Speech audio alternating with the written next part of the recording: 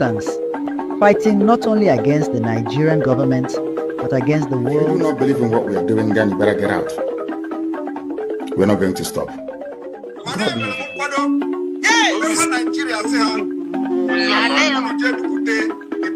Going to lower the flag of Nigeria and raise the flag of the United States of Biafra.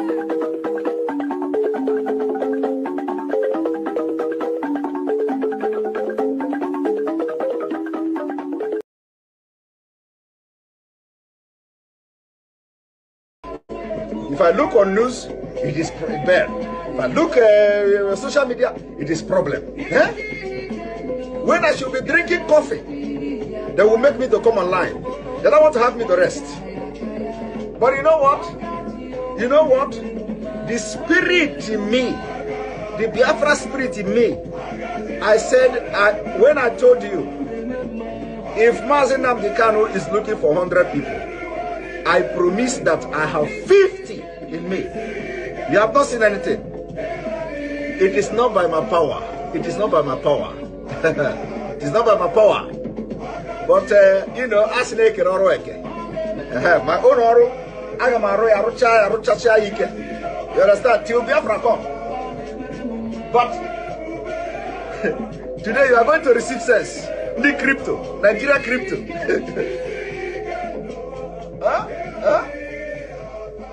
As they are crippling your economy, they close border.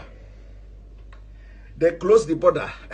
ESN came out automatically, you know, weaponized. It shocked them.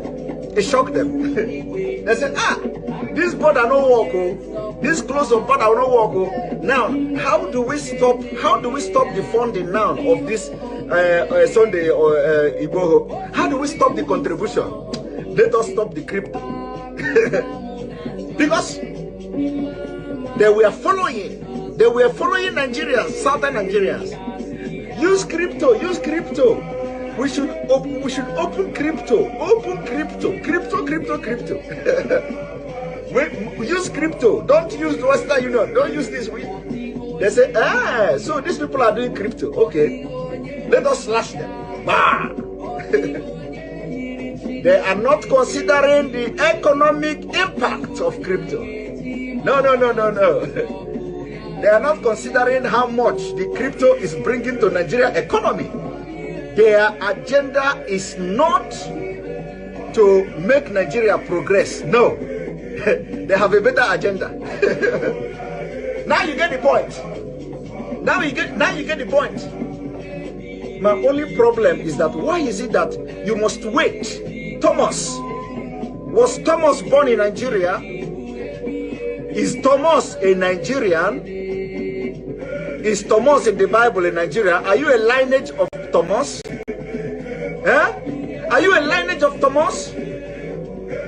All of you have Thomas blood in your vein. How did you get Thomas blood in your vein? That it must happen to you first before you understand. Here we hear more. In Anokia, you hear more kind of man. Whoo!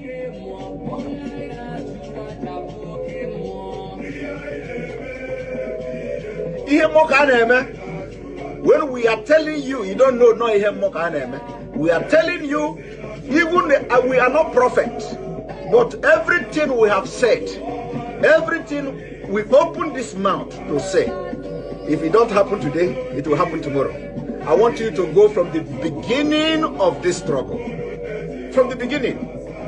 In fact, even the one that we are not sure of, once God asks us to say it, we will say it and God will do it. Hey!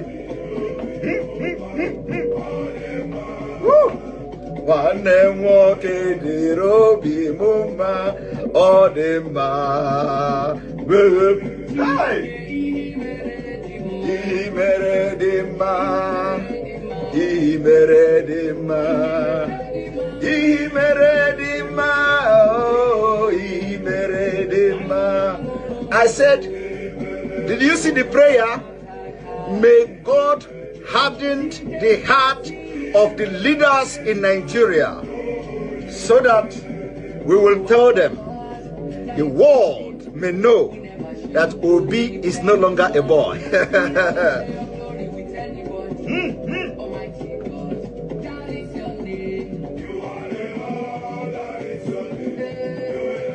I remember when we used to read the history of the Greeks, the Greek gods. I don't know, of course you don't read all those things in Africa. The history of the Greek gods. Medusa, they say Medusa is she look at when you look at Medusa, you turn into she would dry you and you become stone. Medusa have snake, her hair, Medusa's hair is snake. Because of the power in Medusa went very deep in the doing, then you better get out. We're not going to stop. God knows we can never stop until Biafra is restored. We are peace-loving people. We abhor death and killing of another soul. It's in our nature, that's how we are.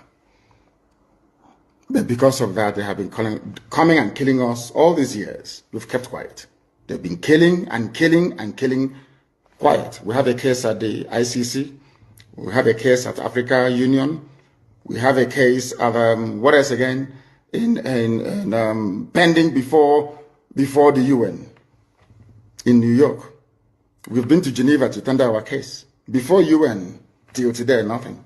In fact, the more we complain to them, the more they come to abduct and rape our children, the more they come to kill us, the more they want to take over our land and our forests. And who told them that's going to be possible in our time? In a time, in a movement that I lead, you think you can come into our land and take it over? Oh dear. That means you don't know who we are. 30. If you do not believe in what we are doing, then you better get out.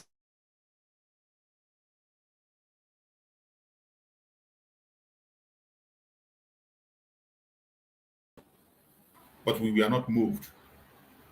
Biafrans are more resilient than ever. Welcome, welcome, welcome. Thank you for joining us on today's program. I appreciate everyone that has connected wherever you are connecting from. Please like and share this program to all platforms. Like and share to family and friends. Share to everyone that is close to you. We have come once again on another exposition on Monday. You know that every Monday is always civil disobedience. A civil disobedient day, a day that Biafrans come together to demand the unconditional release of Mazen Nandekan and other Biafran prisoners that are detained in the various detention centers in Nigeria.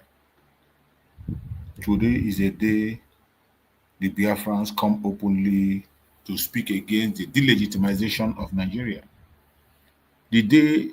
Today is the day we come to demand that the Zoological Republic terrorist military should leave Biafra territory. And we have done it as we always do every Monday. And we are expecting that very soon our Supreme Damasin Nandekan will be out. He has been assigned a new lawyer, a new judge, as he demanded. Remember, our Supreme Leader said that Binta Nyako would never sit on his case again because of her interest on the case. And they tried to force Binta Nyako on him, and he said over his dead body, he will not. So finally today, they have changed the judge, and they gave Supreme Leader Mazen Nandekan a new judge. And we hope that in a short while, he will be appearing in court and we will know his fate. Likewise, our Prime Minister Mazi Simon Ekpa, who is being detained by Finnish authority in the name of investigation. We are also hoping that from now to the end of the month that something is going to happen. Because he is innocent.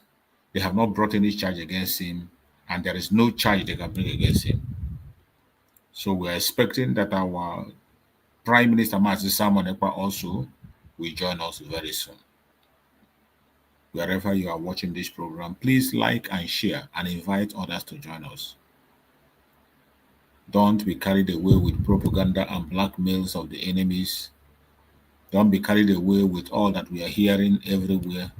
Don't be carried away with the lies that they are pushing right, left, and center.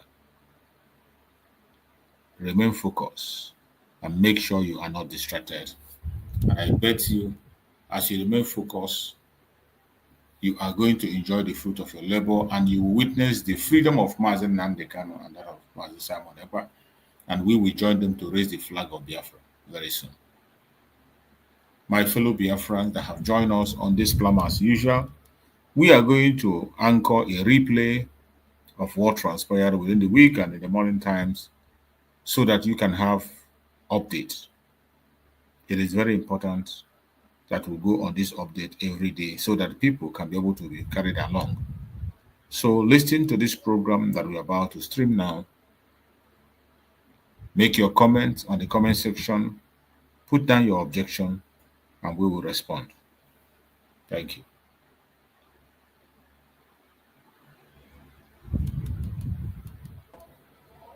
Biafrans across the world are still today standing tall, demanding for their freedom and the unconditional release of Mazi Nnamdi Kanu and Mazi Simon Ekpa with immediate effect. And as we demand for their release, we will continue to defend ourselves and to defend our land. My fellow Biafrans that are watching, today is Monday, a very special day. Sit at home in Biafra land, wherever you are watching me from. If you are watching from homeland and you have an update, the link is there on the comment section. Click the link and come in and give us your update. In this platform, we allow everybody to join us and air their opinion. You must not be a Biafran to join this platform. Regardless what you believe in, regardless your own ideology, regardless your orientation, not the only place to be defended. Since you and your group have refused to move further, you want to be stagnant and remain on your own path. Now you have gotten somebody to sponsor you to protect Allah. Why are you not contented with what he's giving you?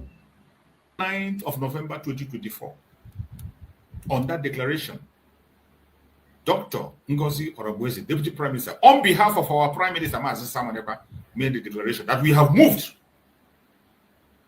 from Brigi and we are now in United States of Biafra. It was said before the whole world, in camera, on camera.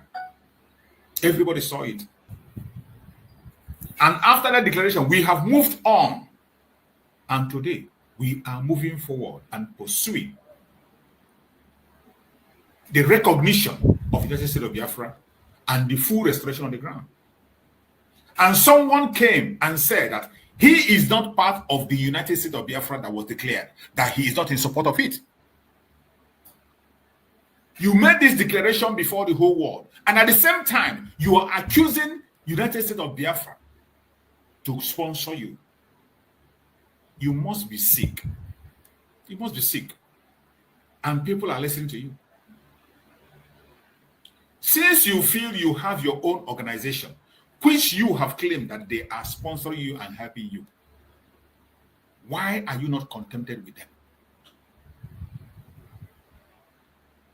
You are not part of the United States of Biafra. You have refused to work in the United States of Biafra. Why are you demanding fund from United States of Biafra when you are not working for United States of Biafra? United States of Biafra has somebody that is guiding it and cannot release any pardon for you as long we have a lot of responsibilities. And the funniest thing that this man forgot to know that United States of Biafra has 40 states. Although it's not the only place we have Biafra. Although it's not the only place where there are crises. Olu is not the only place to be defended. Since you and your group have refused to move further, you want to be stagnant and remain on your own path. Now you have gotten somebody to sponsor you to protect Olu.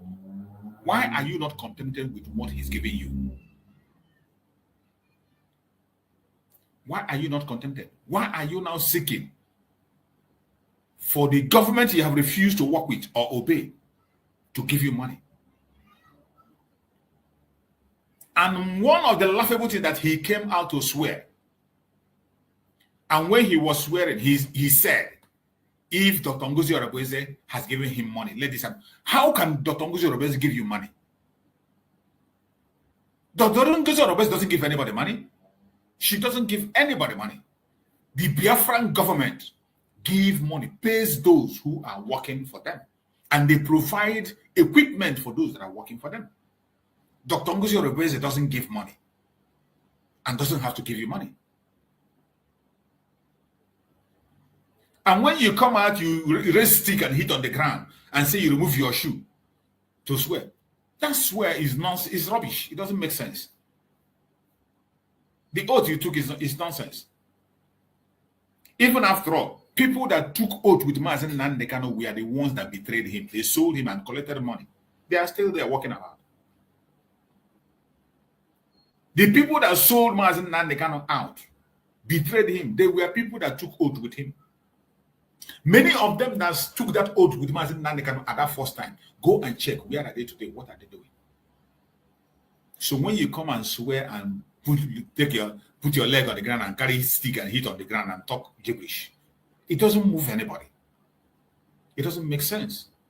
And the line of oath you took is rubbish.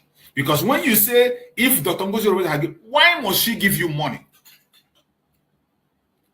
She never said she gave you money.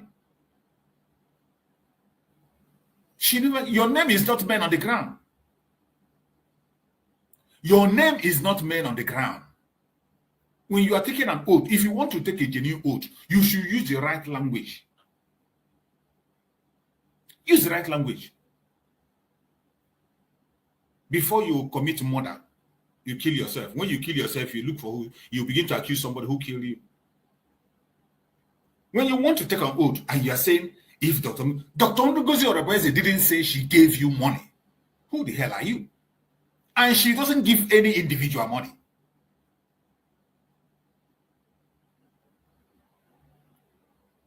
The United States of Biafran government is sponsoring their men on the ground. That is what we say. So any man on the ground that is under the United States of Biafra and says that the United States of Biafra is not taking care of him or her should come out and say, I am man on the ground. I am working under the United States of Biafra and they are not taking care of me. That is what you have to say, or take an oath on that.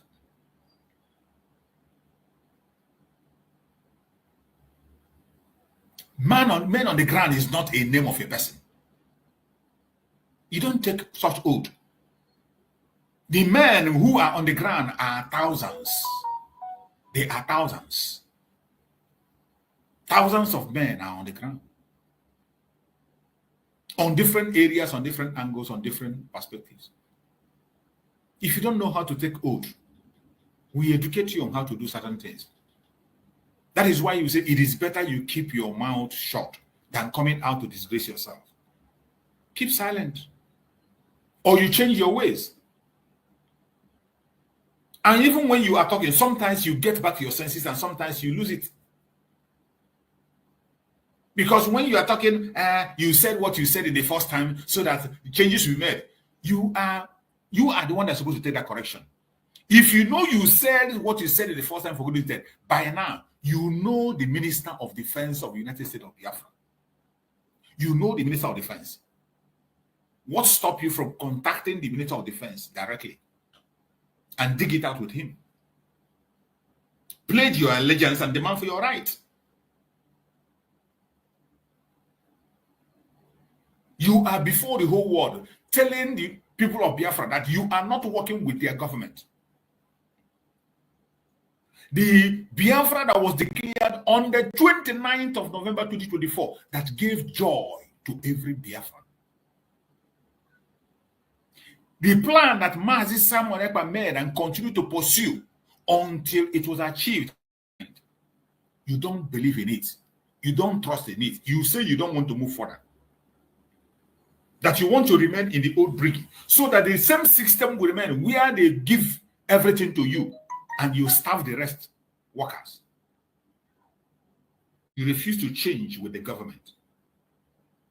And that is why I talk about half a truth is often a great lie. Some of us are easily moved when you see them jump out and make videos. You don't apply your common sense. Just like the old woman who was talking. And when you listen to everything she said, it doesn't make sense. It doesn't make sense. There is no sensible person that will say you are in a government that has a finance minister. And all of a sudden, the finance minister siphoned the monies and ran away. They refused to make account. Now, instead of you to ask this finance minister for account, you are asking the COS then. COS, who has nothing to do with money. And people are listening to her. She was in that same program. She confirmed that she is signatory to the new mandate account. At the same time, she's condemning that same new mandate account. Ask her which bank account was there when Mazi Samuel was there. Who was there? What was there? In that program, she confirmed that Mazi Samuel is aware of new mandate account. She herself is signatory to it. And at the same time, you are fighting it. You are standing in a platform where they say that it is a fraud. You see, when I tell you about half-truth, half a truth is often a great lie.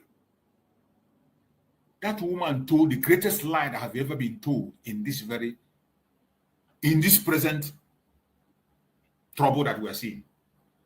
She is the greatest liar, using the name of Jesus and Holy Ghost to lie.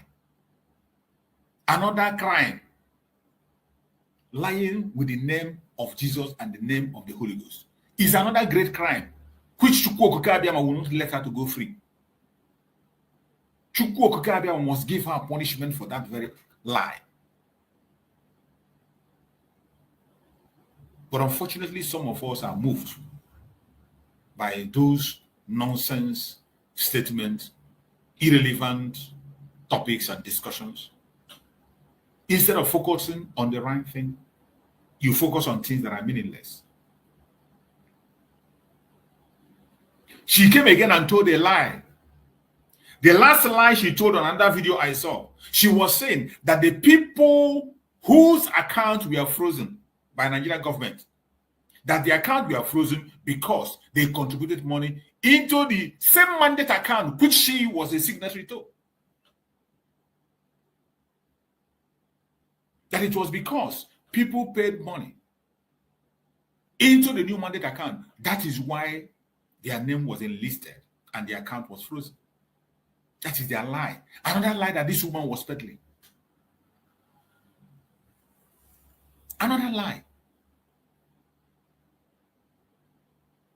Is it today that Biafrans started making contribution? Is it today that that new mandate account began to function? So are you now going to say that those people who were contributing when Mazi Samuel was there, so it was Mazi Samuel now that handed them over for the account to be frozen? And how many people are in that mandate account? Do you know how many million Biafrans that have paid money into that account?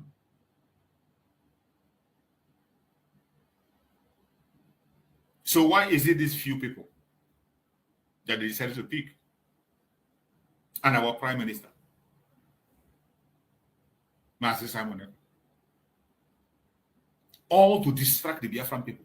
You imagine an old woman telling that lie, that it was because they paid money into the mandate account. That was that account. Do you know how many million of people that have been paying money into that account? Why is that their own name was not included? Even as at yesterday and today, people are still paying money into that account. The account is still there functioning. Why are their account not frozen? Why? And when you see her shouting, I can't just understand why people have lost shame. And it is very, very difficult to deal with shameless people, because how can you shame a shameless person? You can't. I have seen very dubious characters in this restoration of Biafra. And that is why I love my position where I am. I joined this very restoration of Biafra as an independent broadcaster. Independent on my own. I see things from my own perspective and I follow it, study it, investigate it, and then I go with it. I don't take orders from anybody to do this or do that. No, I don't. It doesn't matter who you are. Whenever you bring out a topic or you say something, I will go back home and think about it, look through it, investigate it, then I will talk about it on my program. If you are speaking on a line that I feel that this is irrelevant and you are lying, if you can talk about it, I won't even attack you. I won't talk about it. I will just move on with it. Reasonable and responsible topics. That is how I was doing my program when I was not in the government. When I come, I focus on whenever anybody, any agitator, anywhere says something, I will use it on my program and promote it. When you say that one that is wrong, I won't talk about it. I ignore you and move ahead and follow those that are doing the right thing. And that is how I have been up to this day. I don't seek for any recognition. Every platform that I have used, I build it myself. Nobody helped me to build a platform. Nobody helped me to build a platform or advertise me for my platform. No, nobody have given me any advertisement to build my platform. And I have lost many platforms because of the Biafran struggle. I have lost big platforms. I started broadcasting all the way from 2016, 17. That's when I started broadcasting. 2016, 17. So I have built bigger platforms and I lost those platforms. Some of them I cannot stream there now. Chook Survival is still there. My major platform was terminated completely and I was banned to make any broadcast. And I started from scratch again to build. This platform that I'm using now to broadcast on Facebook is also new. I have lost my platform because of this message. And each time I lose a platform, I build it from scratch without anybody promoting or advertising my content. I do it myself. So whatever I'm saying, I'm not going to say, I won't say it because you will do this for me or you do that. No. I say things because they are the right thing to say. Whenever I see something that is right to say, I say it. But there's something that is right to advertise. You don't need to tell me to advertise before I do. I do it myself.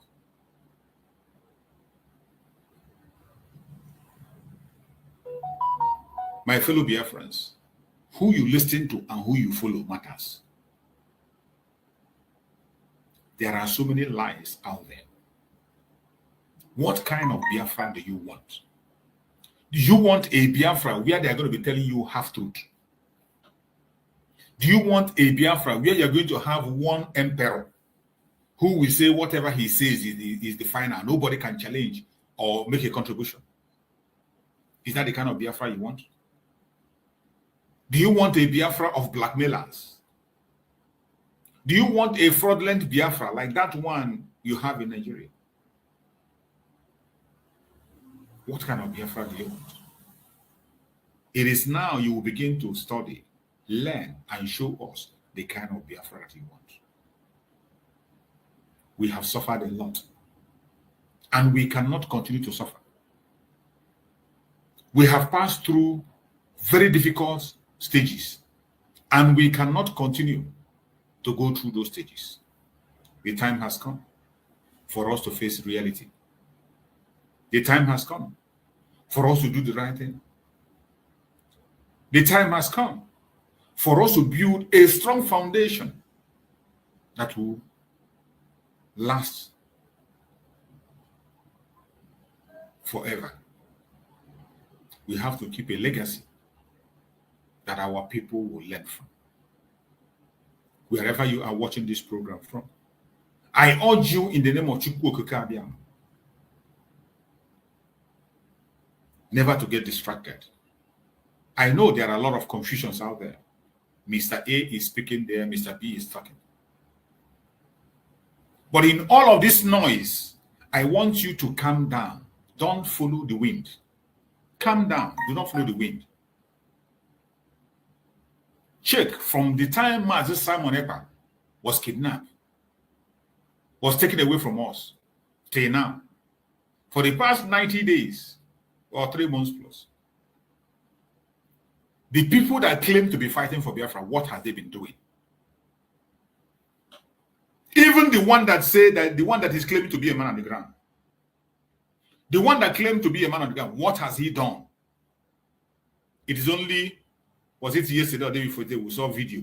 All of them are claiming to be the ones who went for that very video, who went for that very operation. For the past 3 months, since Mazi Simon Ekpa, Simon Ekpa stopped talking to us. It was only last week or 2 days ago or 3 days ago we saw them, and these people have been on the ground.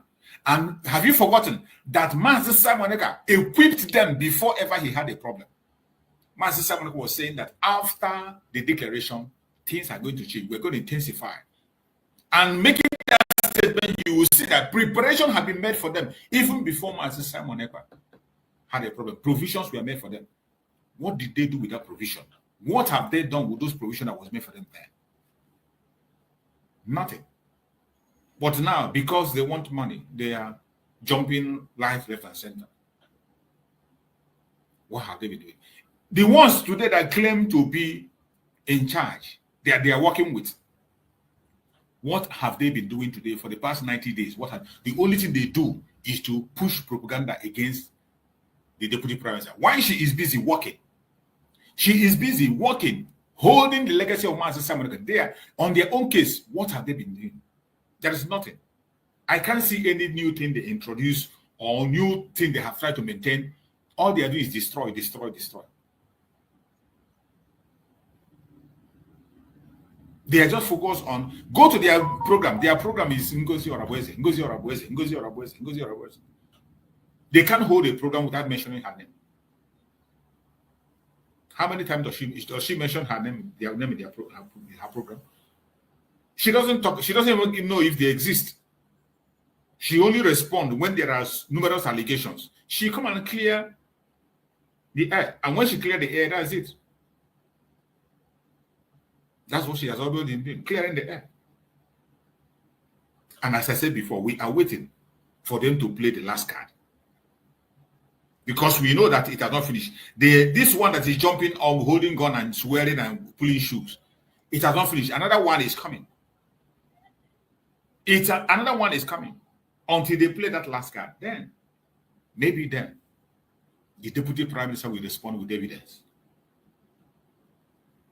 She will respond with evidence. So, when you hear all this, their blackmail shot, don't worry, just calm down. The same way you saw Dr. Ngozi Orabweze bring evidence that clarifies about the structure of the government of Biafra. The same way she brought all those evidence, overwhelming evidence. Today, they are no longer talking about that side. They know they have been defeated on that area. Today, it is men on the ground, men on the ground. And I tell you, man is not man. When you say a man on the ground, it's a single person. When you say man, man is plural. There are a lot of people involved. When you say men, there are lots of people involved. It is not one person. And that is not the name of a person. Men on the ground is not the name of a person. It is not the name of a person. So when Dr. Ngozi Orabweze said that the men under the United States of Biafra on the ground are being sponsored and given what they want, and you to come and swear and say she has only given, she didn't mention your name. She didn't call your name. She didn't say she gave you anything, and she doesn't have to give you anything. In all ramifications, she doesn't have to give you anything. That is the fact. It is the government of Biafra that deals with you. It is the government of Biafra that pays you and provides what you need. And since you are not working with the government of Biafra, the government of Biafra cannot give you anything. So it's not her. When you are taking an oath and saying she has given you, no. If you want to take an oath and say you have not eaten money from Biafrans, say you have not eaten money from the Biafran people, or the money that is coming from the United States of Biafra. When you swear such an oath, then let me see how you're going to survive it. Because that money has been even passed to you, either directly or indirectly, you have eaten from it. And swear that oath and you die. But when they come, they bring this their half-truth. They think they can confuse us. They think, by saying that, the Biafran will be confused and move. We are not moved. My fellow Biafrans, today is a special day. And no matter what the enemies, they will not make us to forget why we are here. Today is sit at home. A sit at home to demand for the unconditional release of Mazi Nnamdi Kanu and every political prisoner in Biafra land. We will continue to demand for their release, whether they like it or not. No distraction will make us to stop. And we will continue to defend ourselves. As we continue on the sit at home, let us have a quick short break and we come back.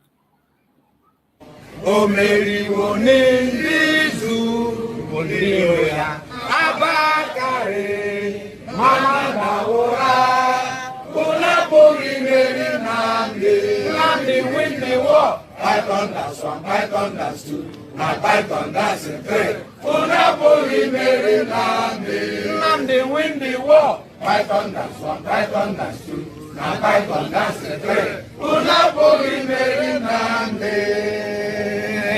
Nnamdi bu onye du aimo. O Mary wone nizu biro ya abakare. Mamanda ora, Unapoli Mary Nnamdi win the war. Python that's one, Python that's two, now Python that's a three. Unapoli Mary Nnamdi win the war. Python that's one, Python that's two, now Python that's a three. Unapoli Mary Nnamdi.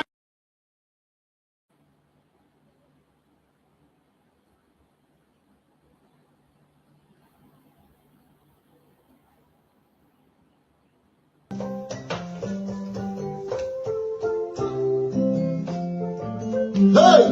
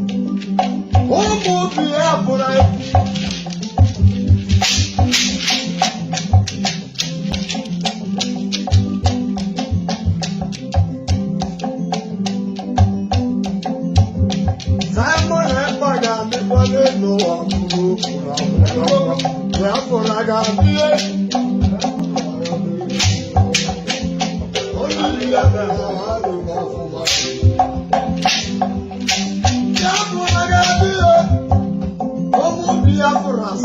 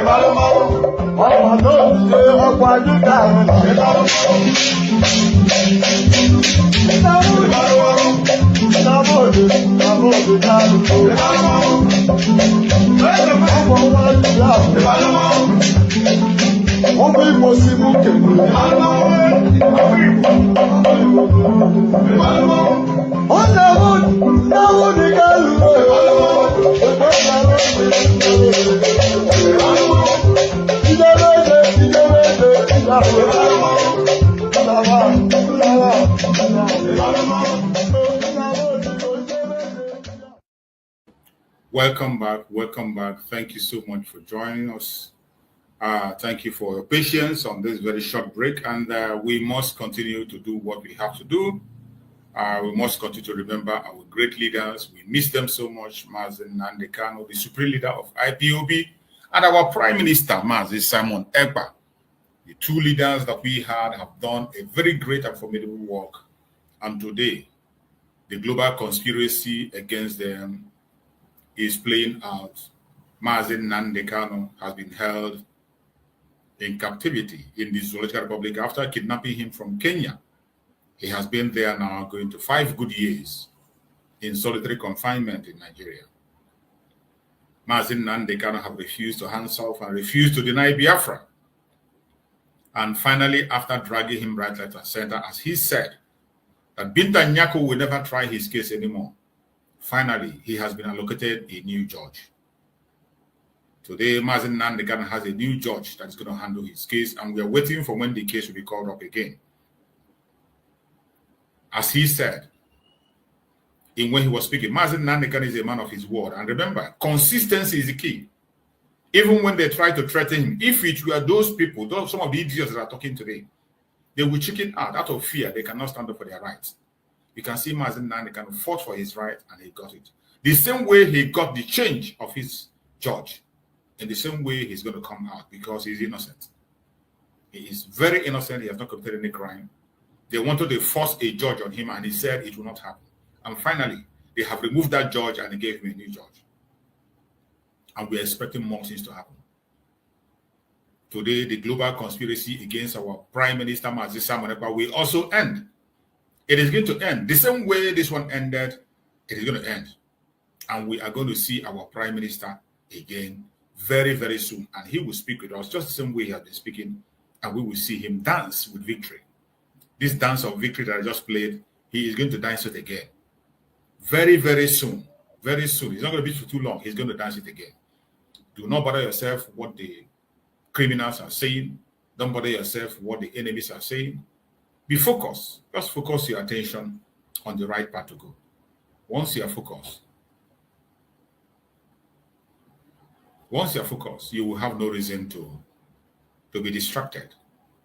I welcome you, my beloved brother, Greg. Thank you so much for joining, my brother Greg. You're welcome. Good to have you here. Sit at home. Let's hear from you, my brother Greg. Good morning, Jews, and good morning, Biafrans. My greetings to our able leader Nnamdi Kanu. My greetings to our PM and our President Dr. Ngozi Oraweze, Deputy PM, and all the Biafrans, the cabinets, and the reasonable men on the ground, the reasonable Biafran armies, those that believe in the truth and nothing but the truth. My greetings to all the Biafrans all over the world, those that believe in the truth and nothing but the truth. Whether it favors Biafra or it not favor Biafra, the truth is always the truth, and that is what I stand on. Because that is the only thing that can set Biafra free, and it is only truth that can give us what we are looking for, make what we are looking for to be finished as quick as possible. So I greet all the reasonable Biafrans.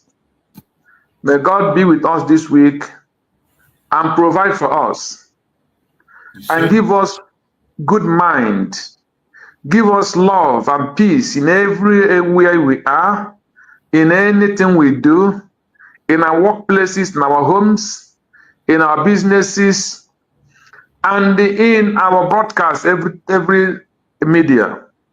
May God grant us that particular thing we're asking Him. My prayer this morning, and the prayer I pray concerning Biafra and Nigeria, I will repeat it even here. My prayer that God, the maker of heaven and earth, the I am, the God that chose the Israelite people and delivered them from the hand of the Egyptians, we call upon you to come and deliver us from this man-made land they called Nigeria. Because you did not create Nigeria, it was Lugard and his co that bind Nigeria together. So my prayer, oh God, and I pray that every Biafran should start praying that prayer, that let God use His heavenly sword to tear that rope, that chain that bind Nigeria together.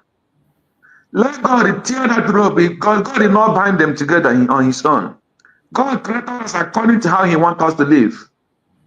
And men come in our land and forced us to go into union that God didn't want us to. So my prayer is, let God Almighty break that chain that Loluga binds us with the people that are cleaners. Let God destroy that rope that binds us with those people that are cleaners. We don't hate them, and we are not calling to separate Nigeria because we hate them. We are calling to separate Nigeria because we want to stand on our value and we want to preserve our value. Let them go and preserve what their values and what they believe. Because God told Moses, so go and tell the Pharaoh to leave my people, that they will go and worship me. God knows He is the creator of Egypt. But if there is a God that Egypt is worshiping that God did not recognize, and God came and wanted to separate His people from those people. So that is my prayer. God will separate us from these people and help them to change as well, to make their own land be well, good. Let them grow, let God flourish them.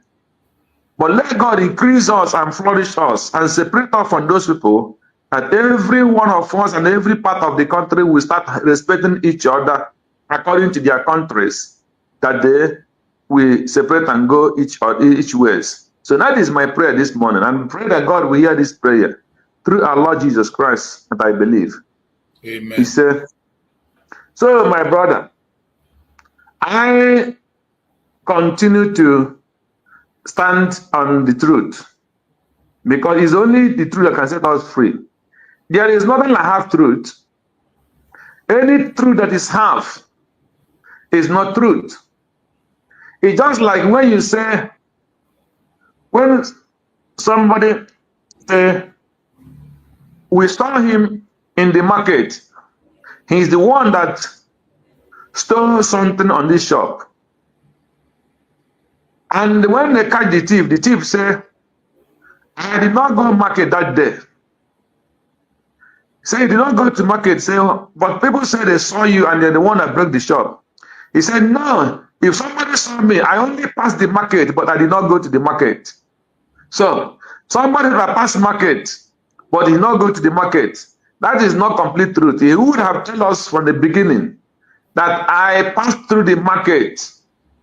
And this is why I passed through the market. This is what I did in that market.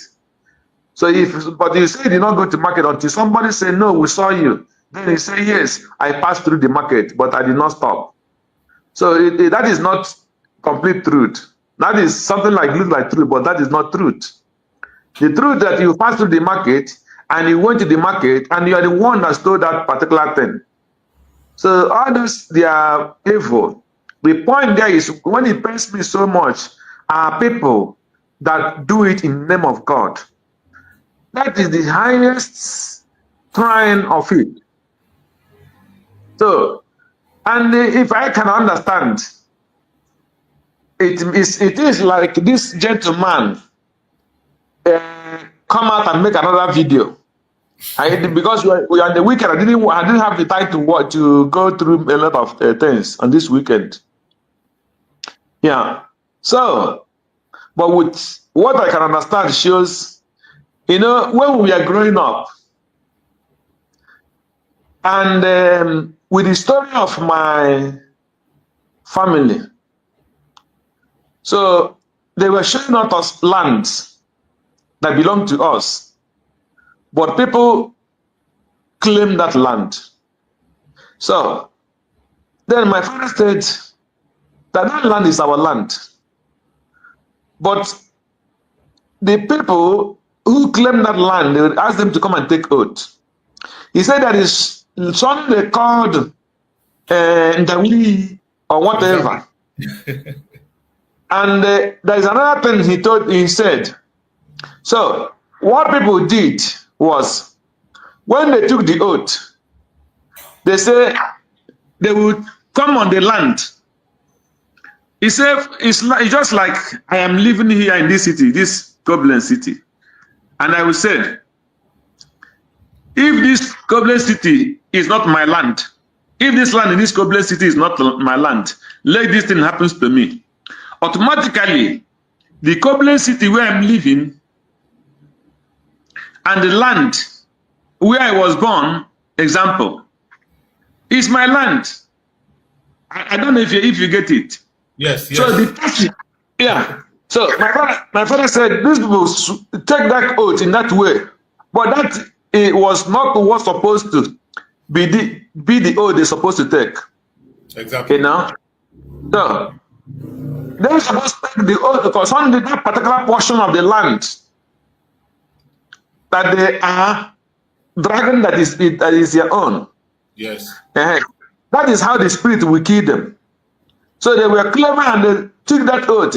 If this land does not belong to us, the whole of the land of the community belongs to them, because you are originally from that community and you were born from that community.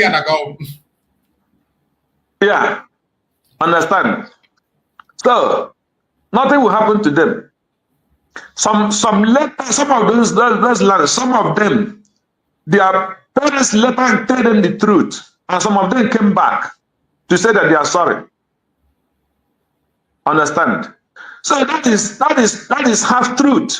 But this guy coming here, the odds were supposed to, if I have gotten any money from the government of the United States of Biafra, that the Ngozi is now leading. If he had gotten any money from United States of United States of Biafra, exactly, led by the Ngozi and his Minister of Finance, if I have gotten any kobo, and or if I have given Butus any money to get to me, let this plan strike you. Then we will know that Ngozi is lying. Simple, directly or indirectly. Young, what do you? Yeah. If you have eaten so the money, if I have gotten any money, any money from the contribution that came through the USB that Ngozi remains led by the Secretary of Defense, either indirectly or directly, given to me by our commander, our general, Butuz or whoever. If those money have entered into our mouth, or we use it to buy anything, let that land strike you. Then we will know that you have not taken that money. You are not getting any money. We are not children. Oh, man, I said, we don't know where money I am. Majority of us at time of shall be. Man, those trick. I don't mind them because we're there abroad. We don't they feel that we are fools. Abroad does not mean that we don't abroad. I'm a does not have a trick or those things. And this abroad that you people are envying people. Nobody stopped you for coming, and nobody that went abroad that because he loved it so much. If other people left, I in particular, I always say it. And if you come to my city here, I will tell you, I did not one day dream that I will be living in abroad. Going to do what? You see? So that is the thing. So it's not everybody that is living abroad that came with their mind or came because they want to come. No. One thing or the other must brought them here. Some left because of economical problems. Some left because of trade in their place. Some left because of sickness. Some left with a lot of reasons. So when somebody who's in this abroad and is trying everything he can, contributing money to make sure that the Biafra come, you cannot take that person for granted. And you started laying curses upon the media people who contribute their money and give you drink from that water. Some of the money that Ogen gave to you was still contributed from these people. And you're laying curses upon them. So that guy did not come to fight for Biafra. I'm telling you. I don't believe him anymore. Because any person that comes to fight Biafra, I'm telling you, his heart, in the first place, your heart must be clean and channel exactly that particular thing you're doing. And that is the problem we are having today. If your mind is in forwarding, you are looking direct to that Biafra you're looking for. If that Biafra that's your goal, 100%, not attach it with any other thing, you will always follow the truth. That is why I look at this 70-year-old woman. I say that woman, she is not a child of God. Never. At all. I'm afraid to say it. I'm not a Pentecostal, but when you look at majority, I'm not saying that as a Catholic, the one I'm going is the best. But when you look at majority that use the name of God in vain, it is too much in these Pentecostal people. Some people just come out and he use the name of God that is spiritual. God tell me. God did not tell me. Which God? Which God will tell you to leave a child that is supposed to be your son? You're a 70-year-old woman. As an Igbo woman, if you are attending Sunlight University from the olden days, that means you must have married at the age of, let's say, minimum 25 years if you are a graduate in Nigeria. Unless if some of them who marry around very early, 18, 19, 20 years in those days, because they did not go attend to university. So maybe when they finish secondary school, some marry immediately after primary school, and those 70 years old, some marry immediately after primary school, some marry immediately after secondary school. Maybe she went to America and started going to school and studied there. Then we can say maybe she married at the age of 20 or 22. So someone who married at the age of 20 or 22 and our PM now is maybe early 40 or something years. So that means this man must be either the age of your last son or your daughter, or middle, or any one of them middle, and he has problem, and you dodge him and you abandoned you abandoned him. He did not come out to talk to do anything. And when you come, he started lying. You started lying against the person who stands for him. And you were once in that particular government. And you know everything. And the one to it now said that he is a signature to this account that is condemning. Exactly. Why did you not condemn it when the Prime Minister was there? That means you were hypocrites. And you are calling the name of God. And you are calling the name of God in vain. Why did you not in that particular time tell the PM, no, this account cannot work. Let us, then you bring a solution that will work. Then the PM will say, okay, that is correct. Why did after when they get the PM, why do you not remain in the government and say, no, we must change this account so that this will happen? Why do you not, you not dodge from the government? You are evil. That is not cause. I'm telling you what you are and what you are doing. What you did and what you are still doing are evil. You are an evil person, and you are not worried to stand in the altar because your hands are not clean. You are a deceiver. I pray this message got to you, and let your conscience judge you. Let your conscience judge you. Anytime you take microphone as an elderly person, you stand in the altar of God. Remember this word. I say that you are evil because you are a blasphemer. You are a hypocrite. Why didn't you tell your son Simon Ekpa that this account we are using is what do you call it? Islamic account. We don't need it. Why did you not object it when he was here? And now you are using it to destabilize all the work this man did night and day without rest. And you think you are doing good. You are evil. I pray God make you to watch this video. Unless you come back and repent and ask for apology to Simon for saying that what he did was evil. That it was Islamic bank, which is not him, and you are saying it on his back. You are not a good person. So that is the problem. And any person that is supporting evil always, if it not get to you, it might get to those people that are behind you. But my prayer is I'm not among the people who pray. I say, what if I do anything? Let me suffer it, not my children. I don't pray for any bad prayer for any of his children or his grandchildren. But let him be alive to suffer what he did. Yeah, some people can stay up to 90 years, but he will be seeing any evil that he supported, and we see that is not good. See, so the terrible thing in our Biafra, this agitation is because people are not honest. People are not honest. Their goal is not determined for this particular Biafra. Their goal is, I want to be reverend. I want people to notice me, noticing. I want to be in the position. If I'm not in position, anything have to scatter. If I'm not in the power, everything scatter. Why must it scatter?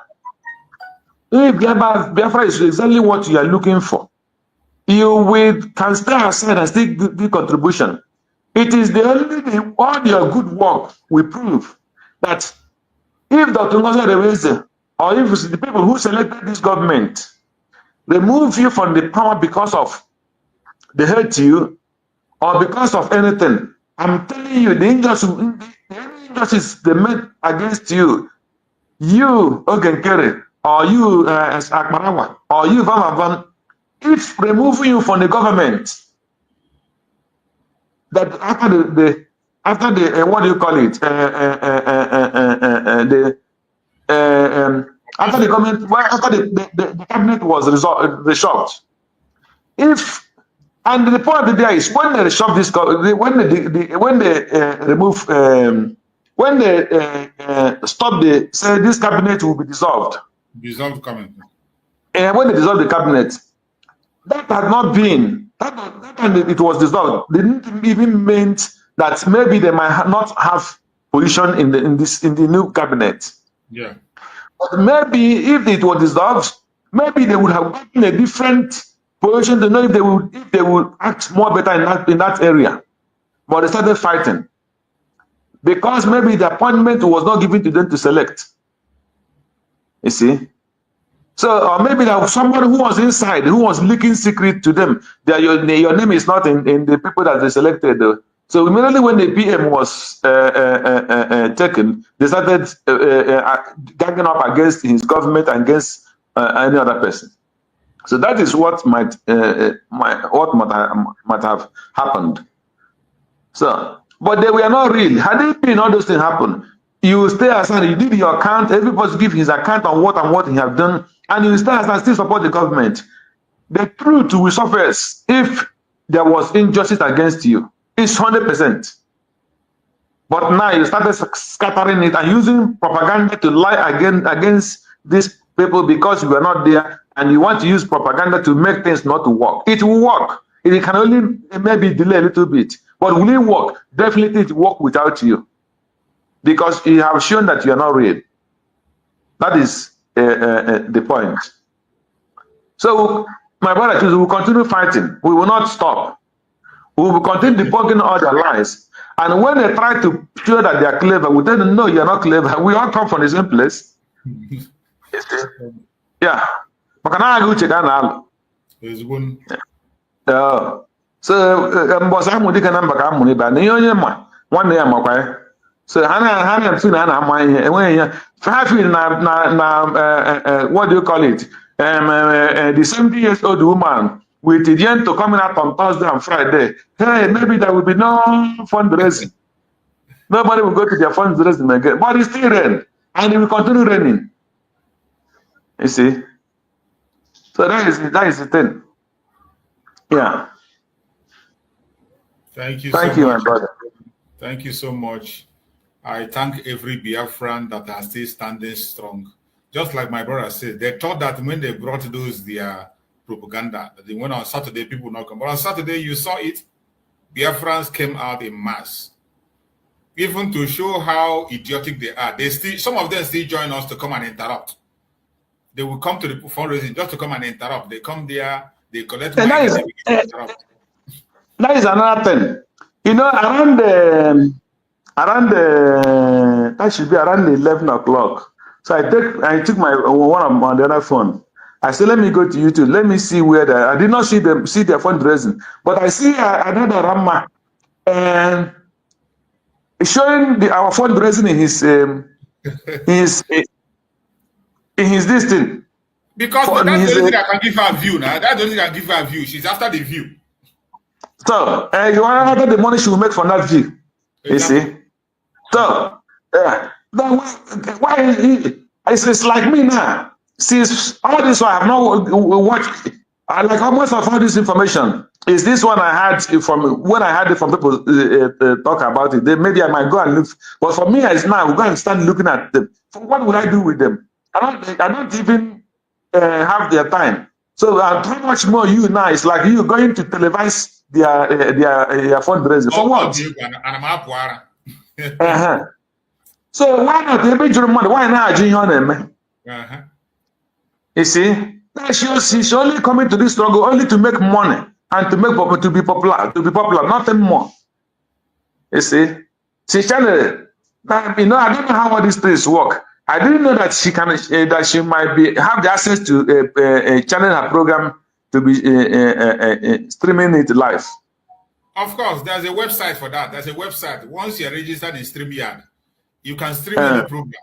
All you need to do is when the person come in, you just drag the program and stream it on your own program. It's something that is easy to do. There's a site for that. Once you make payment on that site, this StreamYard. With StreamYard or this Restream. With Restream, you can use Restream. Once the person is doing live, any program at all, you just take it, go to that very platform, just like you see it on YouTube or whatever. You drag it and connect it to your own platform. It will be showing on your platform the same way it's showing in other places.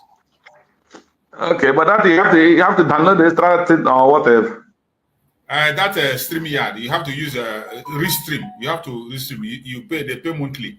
You register for that StreamYard. Once you use that site, you can stream. Even this one I'm using, you can use it to stream other people's program. You just drag it in and you stream it. Okay. Because I say, which one this woman is? She not go their own program. Which one she do for? Go back to WSF. Go back to Greek.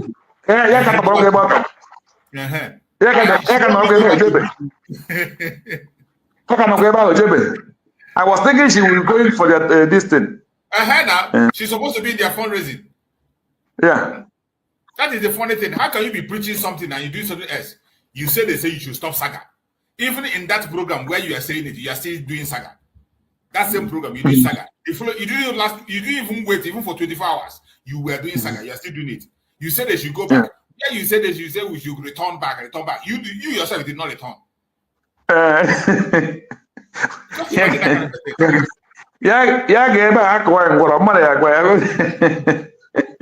You said they gave you the message. What's the message? So you don't even respect the message in yourself. You just say, "Come to Biafra." All the other people have respected the message. All leadership by example. He is going to make that and implement. Obey.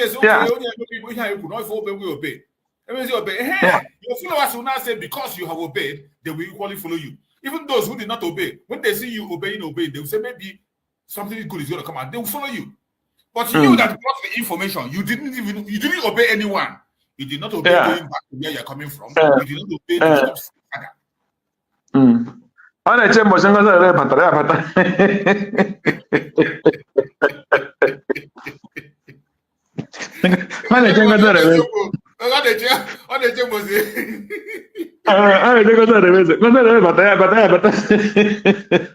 very funny. These people are very funny. My brother, they can't distract us. I want us to look into one video. That is one of these video. This video, we're supposed to have treated this video since last week, but last week was too hot. It was too hot, and we need to address issues that we are coming. All those are propaganda and blackmail for the people that have a soft mind, the people that cannot digest information. That's why I didn't play the video. So, but I think we have to look onto this video. One of the confession in the Okuta panel. I think the confession from the testimony from Uchechukwu Merije, former Minister of Communication or Information there. Uchechukwu Merije. That was a place he was interviewed. I want us to listen to that very video and get some knowledge from there. Let's watch. Nzegu, who led the coup in Kaduna, is an Igbo man. Yes. In Exhibit 9, that is why we struck by Ademoyega, which I'm sure you must have read. You read it. The excuse given for not acting in Enugu at all was the visit of the Archbishop. Is that correct? Yes. The reason why the coup did not take place at all in Enugu. Yes. In Exhibit 8, which you also tendered, that is the book written by Bule. Bule said when they were discussing the coup, he expressed his fears that people will say it was an evil coup. Well, Bule could answer that question. I didn't tender that. Bule you did. must have read it. Yes, I read it, yes. Okay. You read that? Yes. He also said the reason why he said so was that 60% of the officer corps at that time were all Igbos. Yes. Now, please give him a copy of the response by Arewa.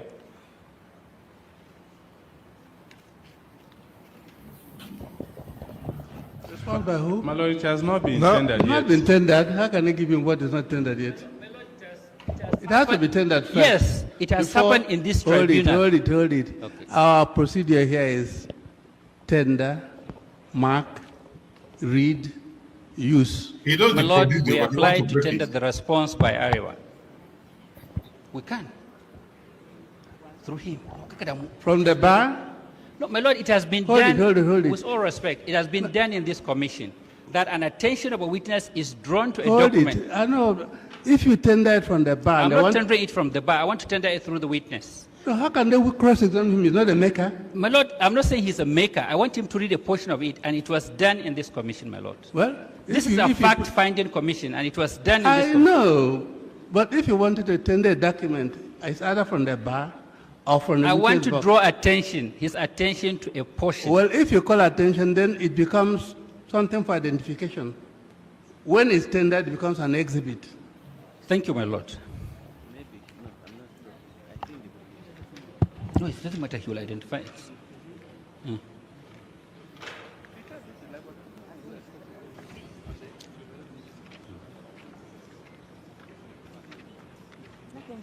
Let me see the place. Please have a look at this document. All right. You want to contradict him with that? Not contradiction. Well, that's the point. If it's a question of contradicting him, then you lay the foundation. Then you give him, look at this document. Then it's standard. I'm not contradicting him a lot. Well, I'm following a sequence of asking of facts. now give him, if he said he knows Yes. what it is, whether Yes. you have seen it before.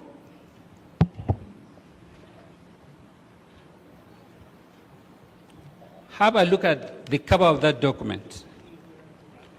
It was the response by Ariwa Forum to your petition.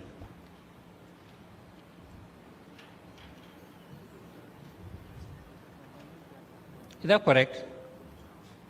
Yes.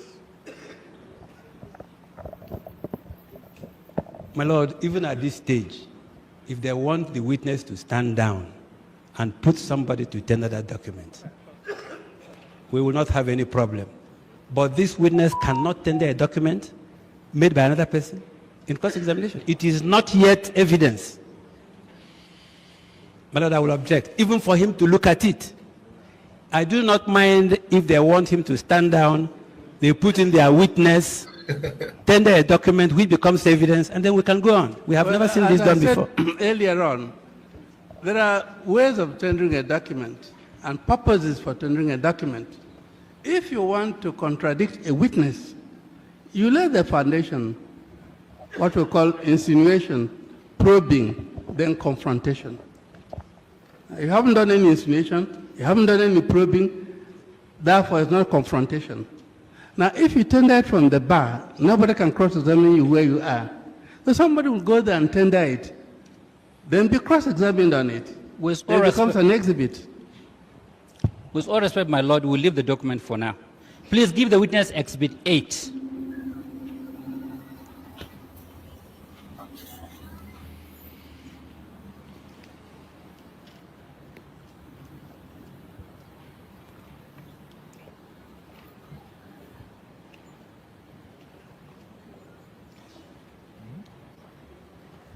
Exhibit 8 was tendered by Ohanizi. Exhibit 8. See page, please look at page 18.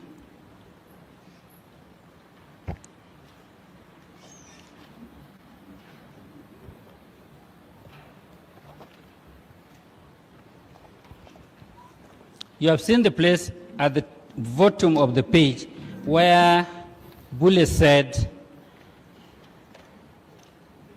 the whole world will think that the coup is an Igbo coup. I didn't say where I'm reading. Yes, I'll show it to you. The page 18 is on your left, page 19 on your right. Towards the middle, because there are up to 10 paragraphs, where he said, Igbos and Yorubas, but mostly Igbos. The world may say this was an Igbo coup. That's Bule himself. You have seen the place? Yes, I've seen it. Yes. And then down there, second to the last line, is where he stated that 60% of the entire officer corps of the Nigerian army are Igbos. You have seen that also? Yes, I've seen that. Yes. Then go to page 28.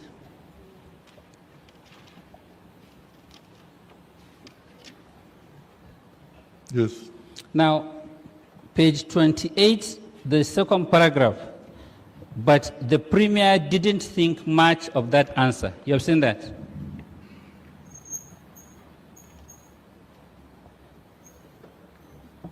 About paragraph. Yes. Not the second. Not Yes, second that paragraph. was when the premier visited paragraph. them in London and spoke in Hausa. And that annoyed them. And then down there he said, don't worry, Ben. Nzegu said, we will soon teach that bloody potentate a lesson he will never forget. That is one man's prejudice. It's not the prejudice Yes, have of you the seen? Igbo Have people. you seen it? Yes, I've seen it. Yes. So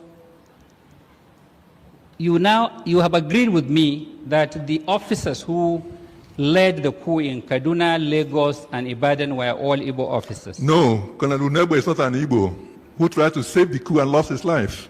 I'm talking of those who led the coup, not those who participated. Okafo and Ifejuna led the coup in Lagos, in Zegu in Kaduna, Nwobusi in Ibadan. The coup did not take place in Enugu. Is that correct? I'm listening. Okay. No, I want you to answer whether that is correct.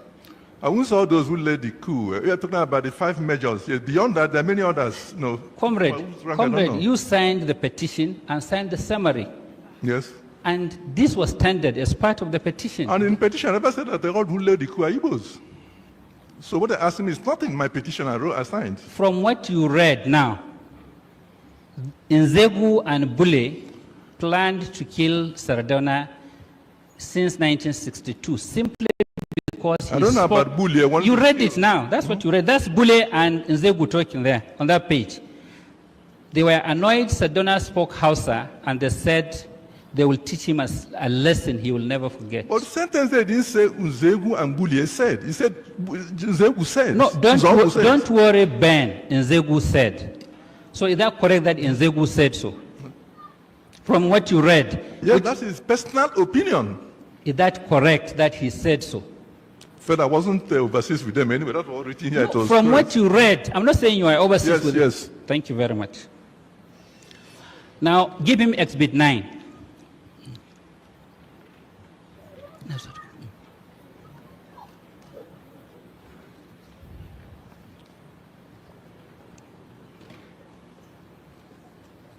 Okay. Please see page 85 to 86 of that exhibit. See page 85.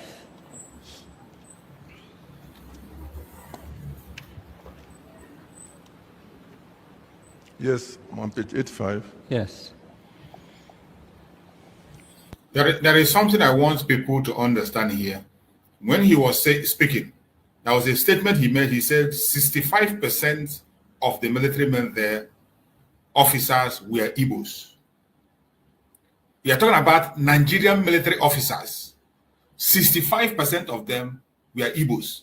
And that is one of their annoyance.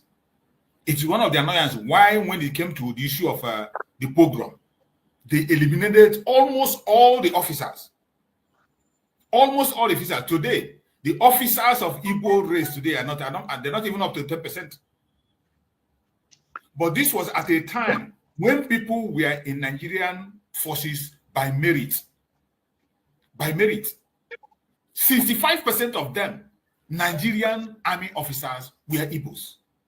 That is the area I wanted to. That's what I wanted to say now, because majority of this military were not recruited by Nigerians, so they were recruited by the British. Exactly. And the British recruited, and by the British qualified. Yes, and British they recruited them by merit and qualified. So they were not looking at the racial balance and all the things. They did not look on the religion. They did not look on the tribal or anything there, but they were looking at people who were understanding what they were teaching. Exactly. At that particular time. So that was under merit.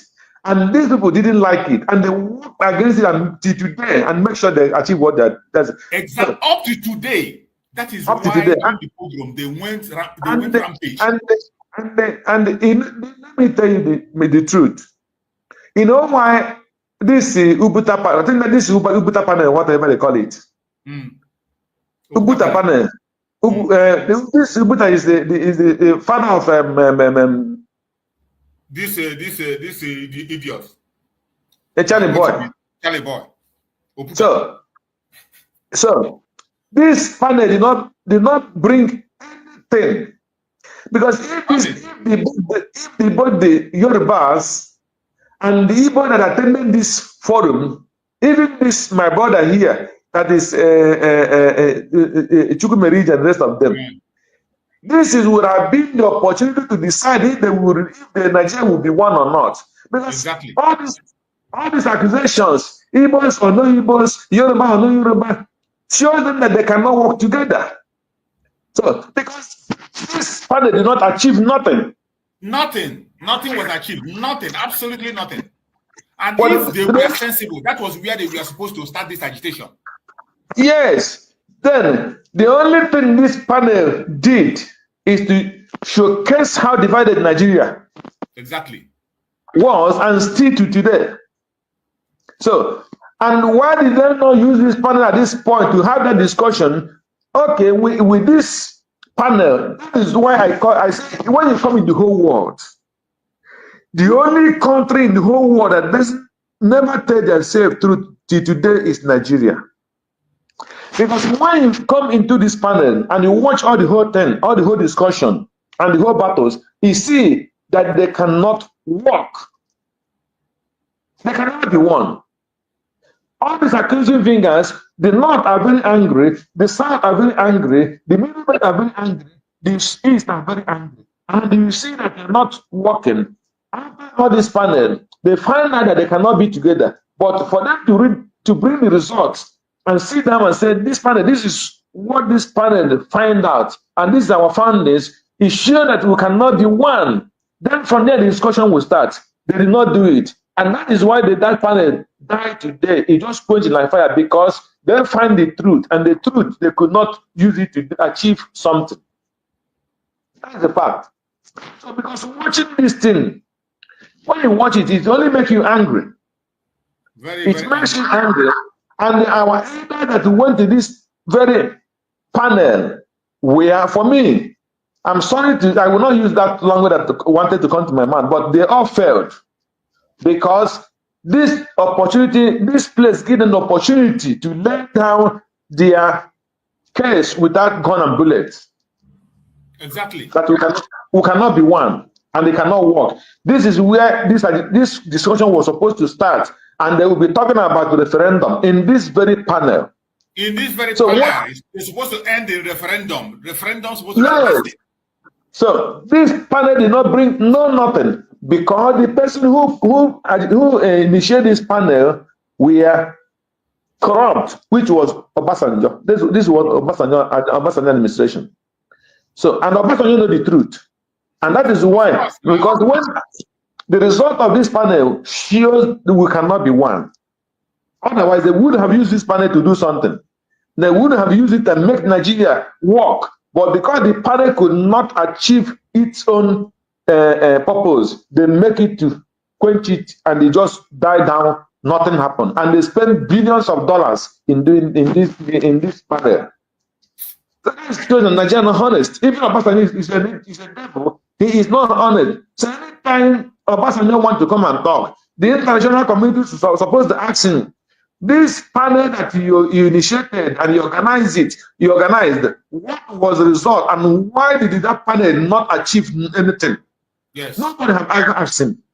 And the British and the international world know that this panel was inaugurated, but nobody asked about what happened after this panel. So I think our government is supposed to raise this very panel, and you're supposed to start bringing this panel up now. This is the panel that was initiated after the death of Abiola, and Obasanjo got power.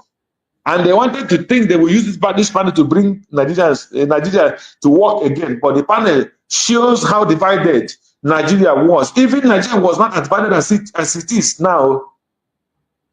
But this is what was happening. Now. It is worse now than then. Then it was a little bit better. Yeah, because some of the founding fathers were still alive in this very panel. In this particular time, I think Zeke was still alive. Yeah. He was still alive. Ojukwu was still alive. Awolowo was still alive. I think Awolowo was still alive as well. No, Awolowo had died. I don't know.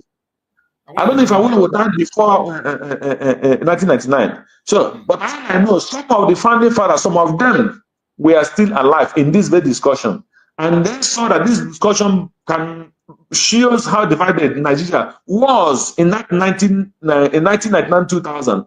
This panel was organized, and till today, Nigeria is more divided than ever. But look at what happened in this very panel. That will tell you that Nigeria can never work. There Thank is you. one thing again he said in this that was exposed in this very program that he said.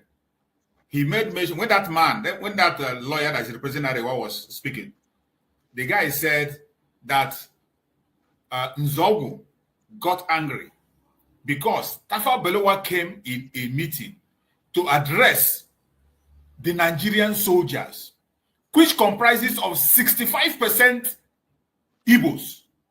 Yeah. And he was addressing them in Hausa. Why do you have to address a national army in Hausa? And it's still happening today. I want to tell you one story. Why are you addressing a country that you know that have different tribes and different things, and already you will have your general language, which is English. You left English, and you addressing them in Hausa. I want to tell you one story before I stop. My brother entered already. That should be around 2016. I went to Nigeria. So there is one of my unit truck that come at that time. So, and I have decided I don't want anything, I don't want that particular truck to be in Lagos. So it come out very late.